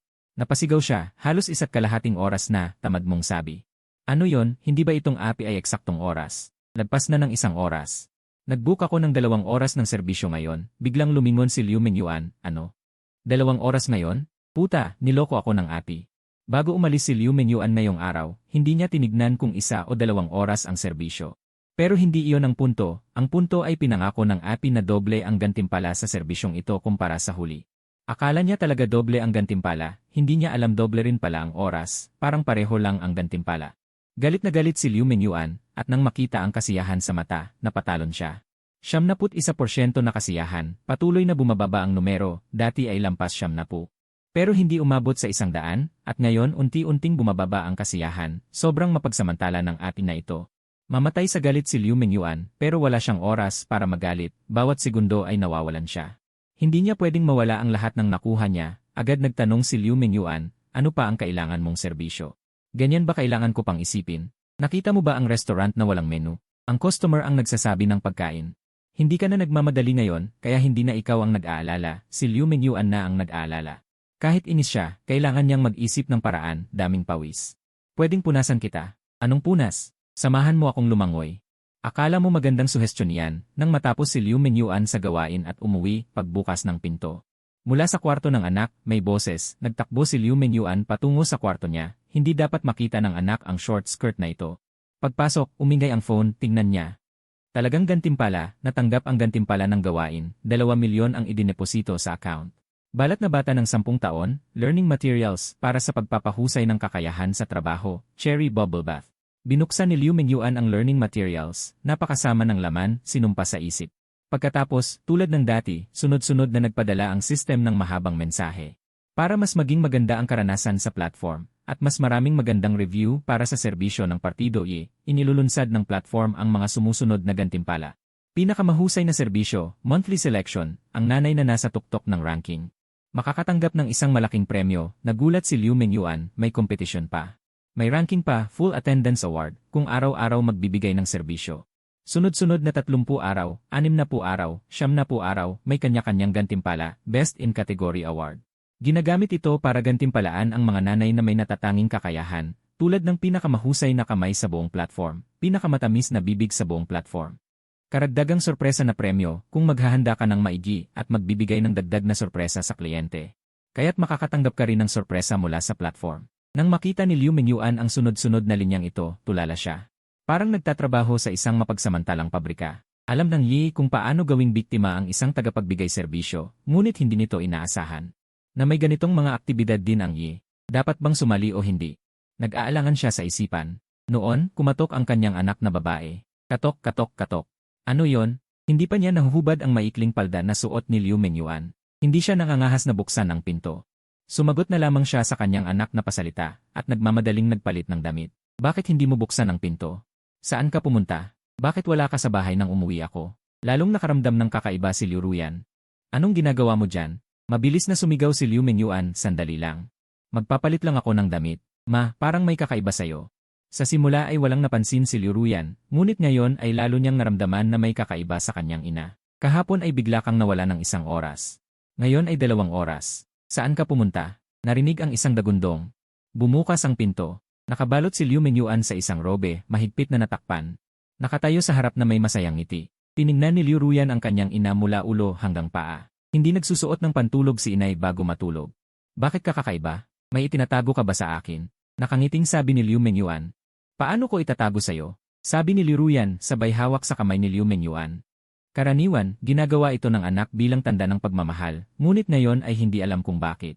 Biglang inalis ni Liu Mengyuan ang kanyang kamay na parang kidlat, at may pag-iingat na sabi, bakit mo ako hinahawakan? Ang ganda talaga ng balat mo, mas maganda pa kaysa sa akin. Biglang napuno ng saya si Liu Mengyuan. Talaga? Binigyan siya ng sistema ng gantimpala ng balat na pabalik sa edad ng 10 taon. Natupad na ang gantimpala. Ngayon, talagang kaakit-akit ang kanyang balat. Kahit si Liu Ruyan ay naiinggit. Saan ka nagpa-facial? Parang himala ang epekto. Hinawakan ni Liu Ruyan ang kamay ng kanyang ina at hinipo. Masaya si Liu Mengyuan sa kanyang puso. Kung magpapatuloy ito, magiging magkapatid na tayo. Biglang naging napakaganda at kaakit-akit. Baka nag-ibigan ka na? Nagbiro si Liu Ruyan. Tumibok ang puso ni Liu Mengyuan. Bagaman nagbibiro lamang si Liu Ruyan, biglang kinabahan si Liu Mengyuan ng walang dahilan. Mabilis niyang tinapik ang kanyang anak. Huwag kang magsalita ng walang katotohanan. Siyempre hindi siya nag-ibigan sa'yo.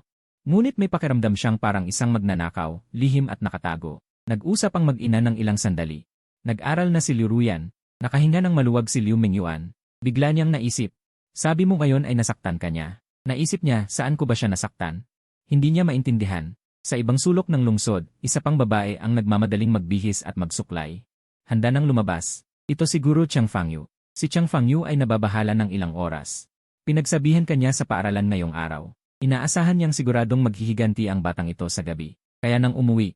Si Chang Fangyu ay nakaalerto ng husto. Ngunit hindi niya inaasahan na ang pangunahing atensyon mo ngayon ay kay Liu Mengyuan.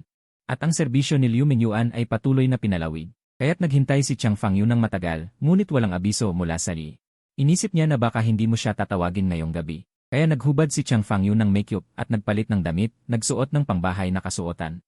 Handa nang makipaglaro sa kanyang anak at gampanan ang tungkulin bilang ina. Biglang tumunog ang kanyang telepono. Sa di angkop na oras. Nang makita ang order, mariing isinumpa ni Chang Fangyu. Kawawang magnanakaw, hindi ka dumating kanina, ngayon lang hating gabi ka biglang nag-order. Gusto mo akong patayin? Puno ng sama ng loob, mabilis siyang nag-ayos. Binigyan mo rin siya ng kahilingan sa pananamit. Kaya't hindi siya maaaring lumabas ng diretsyo, kailangan pang mag-ayos. Kaya't nagkaroon ng pagkabagabag. Nang lumabas siya, tahimik siyang parang magnanakaw, dahil sa suot niya ay parang isang babae ng gabi. Hindi dapat makita ng kanyang pamilya ito. Nang buksan ni Chang Fangyu ang pinto ng kanyang bahay at dumating sa harap ng iyong pinto. Malapit nang kumatok, ngunit natuklasan na hindi sarado ang pinto. Diretsyo niyang binuksan. Nakita ang isang papel na may nakasulat na pumunta ng diretsyo sa silid tulugan. Naisip niya, napakawalang hiya, hindi na nagkunwari. Papuntahin ako sa silid tulugan, ano yon? Galit na itinulak ang pinto ng iyong silid tulugan. Sa sandaling ito, si Chang Fangyu ay dumating sa harap ng iyong pinto. Malapit nang kumatok, ngunit natuklasan na hindi sarado ang pinto. May nakasulat na papel. Nagpapakita na pumunta ng diretsyo sa silid tulugan. Napakawalang hiya, hindi na nagkunwari. Papuntahin ako sa silid tulugan, ano yon? Galit na itinulak ang pinto ng iyong silid tulugan, at nakita kang nakahiga sa kama na naglalaro ng telepono. Nakasuot ka ng pambahay, at halatang naligo ka na, parang isang kliyente sa masahista. Nadama ni Chang Fangyu na siya ay iniinsulto. Anong ibig sabihin ng suot mong ganyan? Anong klaseng tao ang tingin mo sa akin? Ako ang iyong guro, si Chang Fangyu, sa totoo lang, nangyari na ito sa atin noong nakaraan, at alam niyang muli mo siyang tinawag. Hindi pwedeng dalawa lang silang nakaupo at nag-uusap, pero ang problema ay hindi matitiis ng babae na ilantad ito. Bilang kanyang guro, inaakala niyang napakataas ng kanyang propesyon. Kung ituring siyang ganoong klase ng tao, iyon ay isang malaking insulto. At saka, bakit bigla mo akong na-order sa hating gabi? Alam mo ba, may sarili akong buhay. Hindi ako parang alipin na tinatawag mo lang at susunod agad. Nagalit si Chang Fangyu at pinaikot mo ang iyong mga mata, talagang sobra ang iniisip ng guro. Nagkataon lang na naligo ka, at natural na humiga sa kama pagkatapos, wala kang masyadong inisip. Minsan ang mga babae ay nagiging mayabang dahil sa pagmamahal, kapag medyo naging pamilyar ka na, magsisimula silang magpanggap. Sa tingin mo ba galit talaga siya? Bilang isang lalaking may ibang pag-iisip kaysa sa normal, ang ganitong pag-ugali ay maaaring isang pagsubok. Ang mga babae ay likas na gumagawa nito, baka naisip niya na kailangan mo siya ng labis, o gusto niyang makakuha ng mas maraming kontrol. Ganyan siya kumilos sa'yo, sa bawat oras ay gustong supili ng babae ang lalaki. Sa sitwasyong ito, ikaw ang kliyente, si Chang Fangyu ang tagapagbigay serbisyo, dapat siyang umiti, pero pumasok siya na galit. Kung ibang lalaki na mas malambot ang loob, maaaring humingi ng tawad, at baka isipin na hindi siya nagrespeto sa babae. Pero kung humingi ka ng tawad, mawawala ang pagkakaiba ng inyong relasyon, at ikaw ang magiging mas mababa ang katayuan. Kung mangyari ito ng paulit-ulit, unti-unti kang susundin sa kanya, kaya hindi mo siya pinansin. Sa sitwasyong ito, kailangan mo bang ipaliwanag kung bakit nakasuot ka ng pambahay? Hindi na kailangan. Ikaw ang kliyente ay hindi kailangang magpaliwanag sa anumang kilos. Tinapik mo ang tabi mo. Halika, medyo nag-alerto si Chang Fangyu, kapag pumunta ako sa'yo, ano ang gagawin mo? Sabihin mo na lang kung ano. Nakakatawa, paano magserbisyo kung malayo ang distansya? Hindi ka na nagsalita pa, inulit mo, halika at umupo. Hindi ko na ulitin sa ikatlong beses. Sa oras na ito, dapat matatag ang iyong tono, mahalaga ang aura ng lalaki. Kapag nagsasabi ka ng ganito, dapat natural at parang karapatan mo ito. Parang ang boss sa kumpanya na nagsasabi sa empleyado na mag-overtime ka ngayong gabi kapag sinasabi ito. Hindi iniisip ng boss ang damdamin ng empleyado, kung gusto ba nila o hindi, ang tono niya ay parang natural lamang. Tignan mo, ilang empleyado ang tumatanggi. Nag-alinlangan si Chang Fangyu, baka tinitimbang ang kahihinatnan. Sa huli, sumunod siya. Ilang hakbang ba ang kailangan para linlangin ang damdamin ng babae? Isang salita lang. Gutom, gusto kumain ng baby food. Natigilan si Chang Fangyu. Buong araw, hindi niya pinakain ang sarili niyang anak at sa iyo napunta ang pagkain ng kanyang anak. Mas matangkad ka, tiningnan mo si Chang Fangyu, hindi mo sinunod ang aking kahilingan sa pananamit. Babawasan kita ng 2 bituin. Nagulat si Chang Fangyu at mabilis na nagsabi. Huwag ganyan, sinunod ko ang iyong kahilingan hanggat kaya ko, wala kang binigay na oras sa akin para maghanda. Ang hinihingi mo sa pananamit ni Chang Fangyu ngayon ay damit ng kasambahay. Isang matandang guro na nasa hustong gulang, suot ang damit ng kasambahay. Gaano kalaki ang kaibahan? Inaasahan mo ito, pero walang damit ng kasambahay si Chang Fangyu sa bahay. Kahit sinunod niya ang iyong kahilingan hanggat kaya, hindi pa rin sapat ang resulta, dapat bawasan ang puntos. Pero kung magsisikap ka, maaari mong mabawi ang 2 bituin. Ano ang gusto mong gawin ko? Dinala mo siya pabalik sa sala, lumuhod si Chang Fangyu sa alpombra, ikaw naman ay nakaupo sa sopa. Ngayon ikaw ay mag-aaral na babae, ako ang iyong guro. Hinampas mo ang iyong palad ng pamalo. Kung hindi mo masagot ang tanong ng guro, kailangan mong magbayad gamit ang iyong sarili. Naisip ni Chang Fangyu. Tiyak na ito ay paghihiganti mo sa nangyari sa araw. Inaasahan na niya ito at sumagot ng masunurin. Opo. Unang tanong, ilang uri ng gamit ang babae? Sagot, hindi inaasahan ni Chang Fangyu na napakahirap ng unang tanong, nag-isip ng matagal. Wala na. Mali ang unang sagot, hinampas mo siya ng pamalo. Nagtanong agad si Chang Fangyu, ano pa ang gamit? Hinintay mo iyon. Dahan-dahan kang umupo sa harap niya, mag-aaral na Chang Fangyu, ngayon nabawasan ka na ng 1 bituin. Gusto mo bang matuto para mabawi ang puntos at dagdagan ng 1 bituin? Gusto ko po. Mali ang unang sagot mo, sa susunod na tanong, makinig kang mabuti. Kaya pinagmasdan mo siya mula ulo hanggang paa, at pagkatapos ay ipinatong mo ang iyong daliri sa kanyang labi, ilang uri ng gamit ang bibig ng tao. Ano? Mabilis ang reaksyon ni Chang Fangyu, hindi siya bobo. Sa iyong tanong, natural kong hinuhulaan ang iyong intensyon. Bigla akong naguluhan at seryoso mong sinabi. Talagang masama kang estudyante. Ang bibig ng tao ay ginagamit para magsalita at huminga. Ano ba ang nasa isip mo? Medyo nahiya si Chang Fangyu at sinabing, pasensya na, hindi tama. Siguradong niloloko mo ako. Nang makita ni Chang Fangyu ang masamang ngiti sa iyong mukha, agad siyang nakarealize. Ikaw na walang hiya, hindi ka makakapagsabi ng anumang seryoso. Ang kanyang biro ay hindi dapat seryosohin, ngunit ito rin ang sagot. Tama ba? Sa panghuhula, nakuha ni Chang Fangyu ang tamang sagot. Halos hindi mo na maitago ang ekspresyon sa iyong mukha. Sigurado ka ba? Chang Fangyu, ito ba ang iyong sagot? May idadagdag ka pa ba? Isipin mong mabuti, batay sa pagkakakilala ko sa iyo. Tiyak na ganito ang sagot. Pero kung tama ako, hindi mo na ako maaaring parusahan. Tumawa ka ng malakas. Napakatalino mo talaga. Pero mali ang sagot.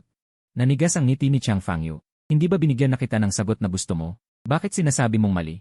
Siguro ang sagot ay hindi pwede. Pinapalo mo ang iyong kamay gamit ang pointer. Tama ang sagot na ito. Pero hindi kumpleto. Dahil sa pagkain, ang pinakamahalagang tungkulin ay ang paglunok.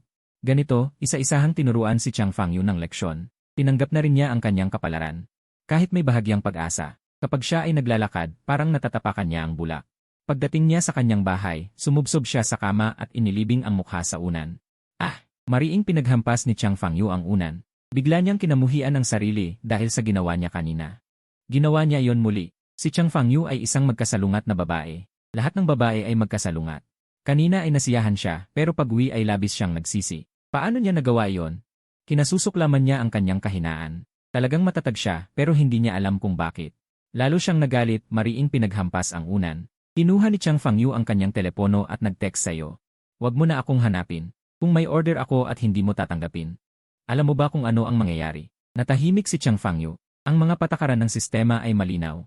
Kung hindi siya lilitaw sa harap ng kliyente sa tamang oras, sa sandaling dumating ang oras, kahit ano ang ginagawa niya. Kahit saan siya naroroon, direktang ililipat siya. Kung gusto mo siyang pahirapan, maaari mong itakda ang oras ng serbisyo sa panahon ng kanyang klase, pulong sa opisina kasama ang boss, at maging sa pagtitipon kasama ang kanyang pamilya at magulang. Isipin mo, kung bigla siyang mawala sa klase, paano niya ipapaliwanag kung saan siya nagpunta? At ano ang ginawa niya? Hirap na hirap si Chang Fangyu. Parang nahulog siya sa bitag. Hindi na siya makatakas. Sa oras na yon, tumunog ang computer. May bagong email. Galing ito sa law office. May bagong pag-unlad sa kaso ng diborsyo. Natulog ka ng maayos. Nagising ka ng sariwa sa umaga. Hindi maikakaila. Talagang nakatulong ito sa kalidad ng iyong pagtulog. Tulad ng maraming ehersisyo na nakakatulong sa pagtulog, masigla kang pumasok sa paaralan. Sa pintuan ng paaralan, nakasalubong mo si Liruyan. Magandang umaga. Bakit kaya siya nagbago? Kusang bumati sa'yo. Nagtataka kang tiningnan si Liruyan. Hindi mo alam. Kahapon, pagkatapos ng pagbabago ng kanyang pananaw, nakabasa siya ng artikulo online tungkol sa kapangyarihan ng ngiti. Ang papuri ay mas epektibo kaysa pintas para makipagtulungan. Ang ganitong uri ng motivational article ay paulit-ulit kahit paano isulat ay may katwiran. Pero naramdaman ito ni Liruyan. Matapos mabasa ang artikulo, bigla niyang naisip na may katuturan ito. Kaya nagdesisyon siyang subukan ang kapangyarihan ng ngiti. Pero hindi niya inaasahan na masyado kang nagulat. Hindi mo siya binigyan ng inaasahang reaksyon. Medyo nasira ang loob ni Liruyan. Bakit hindi siya mainit na tinanggap? Hindi ba sapat ang aking ngiti? Patuloy kang naglakad papunta sa silid-aralan. Sa hagdan, nakasalubong mo si Chang Fangyu. Nang makita ka niya, ngumiti siya. Estudyante niya. Nagtataka ka. Bakit ang mga babaeng ito ay nagbago ngayon? Pati ang tigring babae ay ngumingiti sa'yo. Ano ito? Ayon sa ugali ni Chang Fangyu, ang lihim niyang ginagawa sa gabi ay isang bagay. Sa araw naman sa paaralan ay ibang usapin. Malaki ang posibilidad na itatago niya ang kanyang sarili kapag nakita ka, at saka sasabihin, magandang umaga, Guro Chang. At saka siya magbabati ng mahina. Pero hindi mo inaasahan na hindi lamang siya kusang bumati, kundi may maliwanag na ngiti sa kanyang mukha. Medyo nag-alinlangan ka kung gising ka pa. Hindi mo alam na pagkatapos umuwi kahapon ni Chang Fangyu. Ang progreso ng sistema sa pagtupad ng kanyang hiling ay umabot sa 3 paghahati 1-0. Bigla niyang nakuha ang password ng vault ng kanyang asawa. Pagbukas, maraming blackmail materials ang laman. Si Chang Fangyu ay pinangarap na makipaghiwalay. Dati ay mahigpit siyang pinipigilan. Pero ngayon, bigla siyang nanalo. Kinausap niya ang abogado ng gabi ring iyon. Gamit ang barahang ito, hindi lamang siya makakahiling ng diborsyo.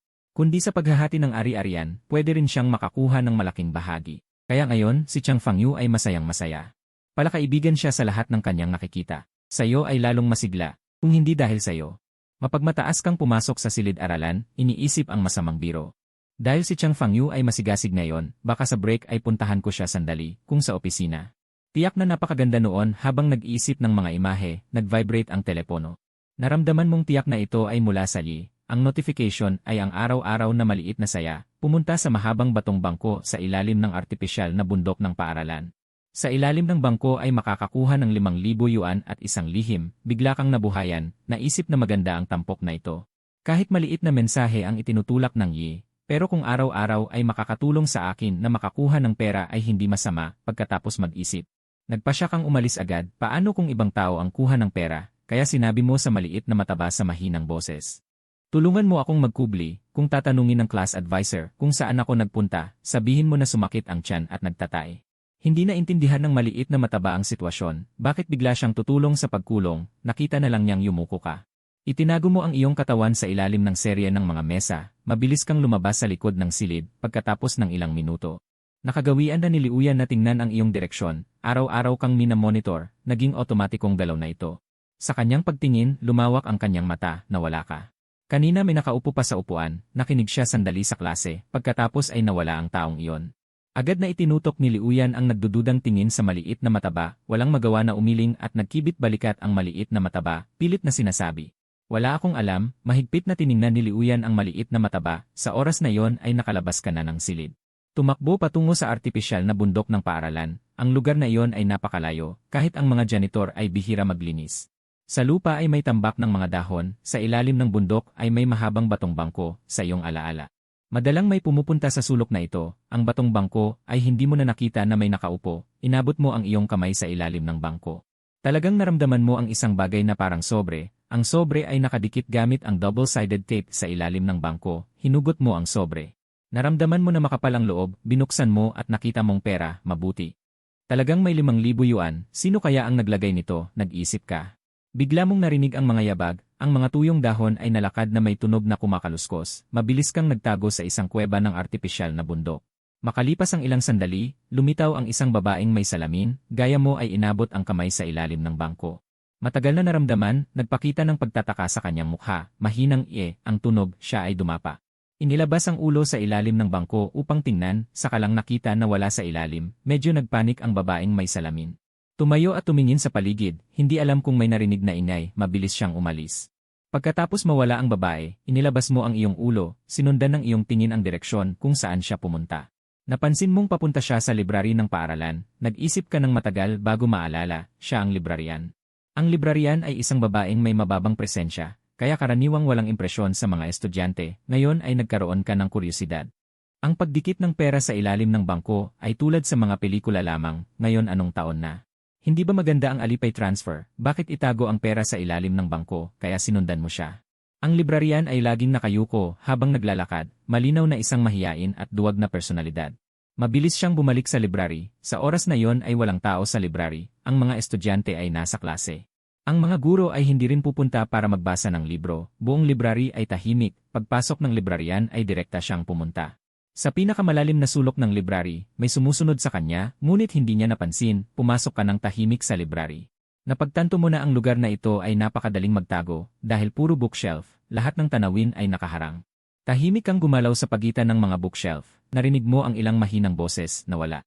Ano ang ibig sabihin ng nawala, hindi mo nakuha ang pera, ano ang ibig sabihin, maaaring may kumuha. Ito ay lahat ng kasalanan mo, narinig mong mahinang nagtanggol ang librarian, ang isa pang boses ng lalaki ay galit. Parang pusa na yumuko ka, ang iyong mga mata ay sumilip sa puwang ng dalawang bookshelf, nakita mo ang dalawang tao na nag-uusap sa sulok. Talagang estudyante, nagulat ka, ang nagbabanta sa librarian.